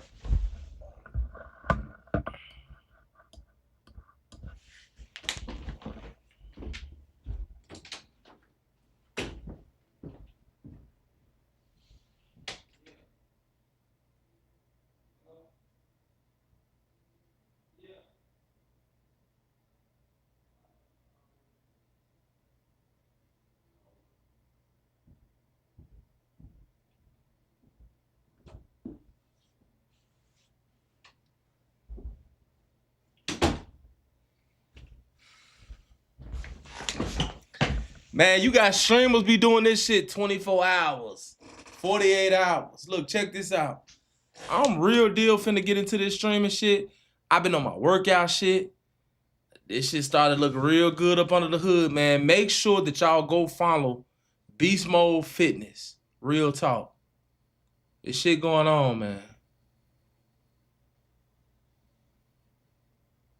Y'all ain't giving me nothing else, man. So, shit, y'all know what time it is, man. It's 11:38. We've now streamed for 3+ hours. So, congratulations, man, to the Street News TV, man. Subscribers. The guys and the ladies that are on this stream right now. This is my first time ever streaming for this long. I think the first one was like 30 or 45 minutes. This one has been going on right now for 2 hours and 54 minutes. So I've streamed for 4 hours. 4 hours is crazy. I started at 8 or a little bit after 8. It's finna be 12. So this is, and I think I can get used to it. And I actually don't even seem like I've been sitting here 4 hours, So that's what's up, man. I appreciate y'all rocking with me. The next live, today's Tuesday. The next live will be Thursday. I'm going to be doing lives Sunday, Tuesday, and Thursday. If y'all would like a schedule change with the lives, let me know. I wanna know what's the best days to be going live so that I don't be wasting my time. We did our thing tonight, but it wasn't nothing. It didn't get past. I think it went to 3, peaked at 3, and it didn't get past that. So we got to do a little better when it comes to that. But other than that, this was a successful stream, man. In my eyes, shit, 4 hours. 4 hours is crazy, man. I never did this before, and yeah, it is what it is, man. Y'all know what I like to say. Never put too much trust in friends. Learn how to use enemies and try not to get slimed out. It's your boy.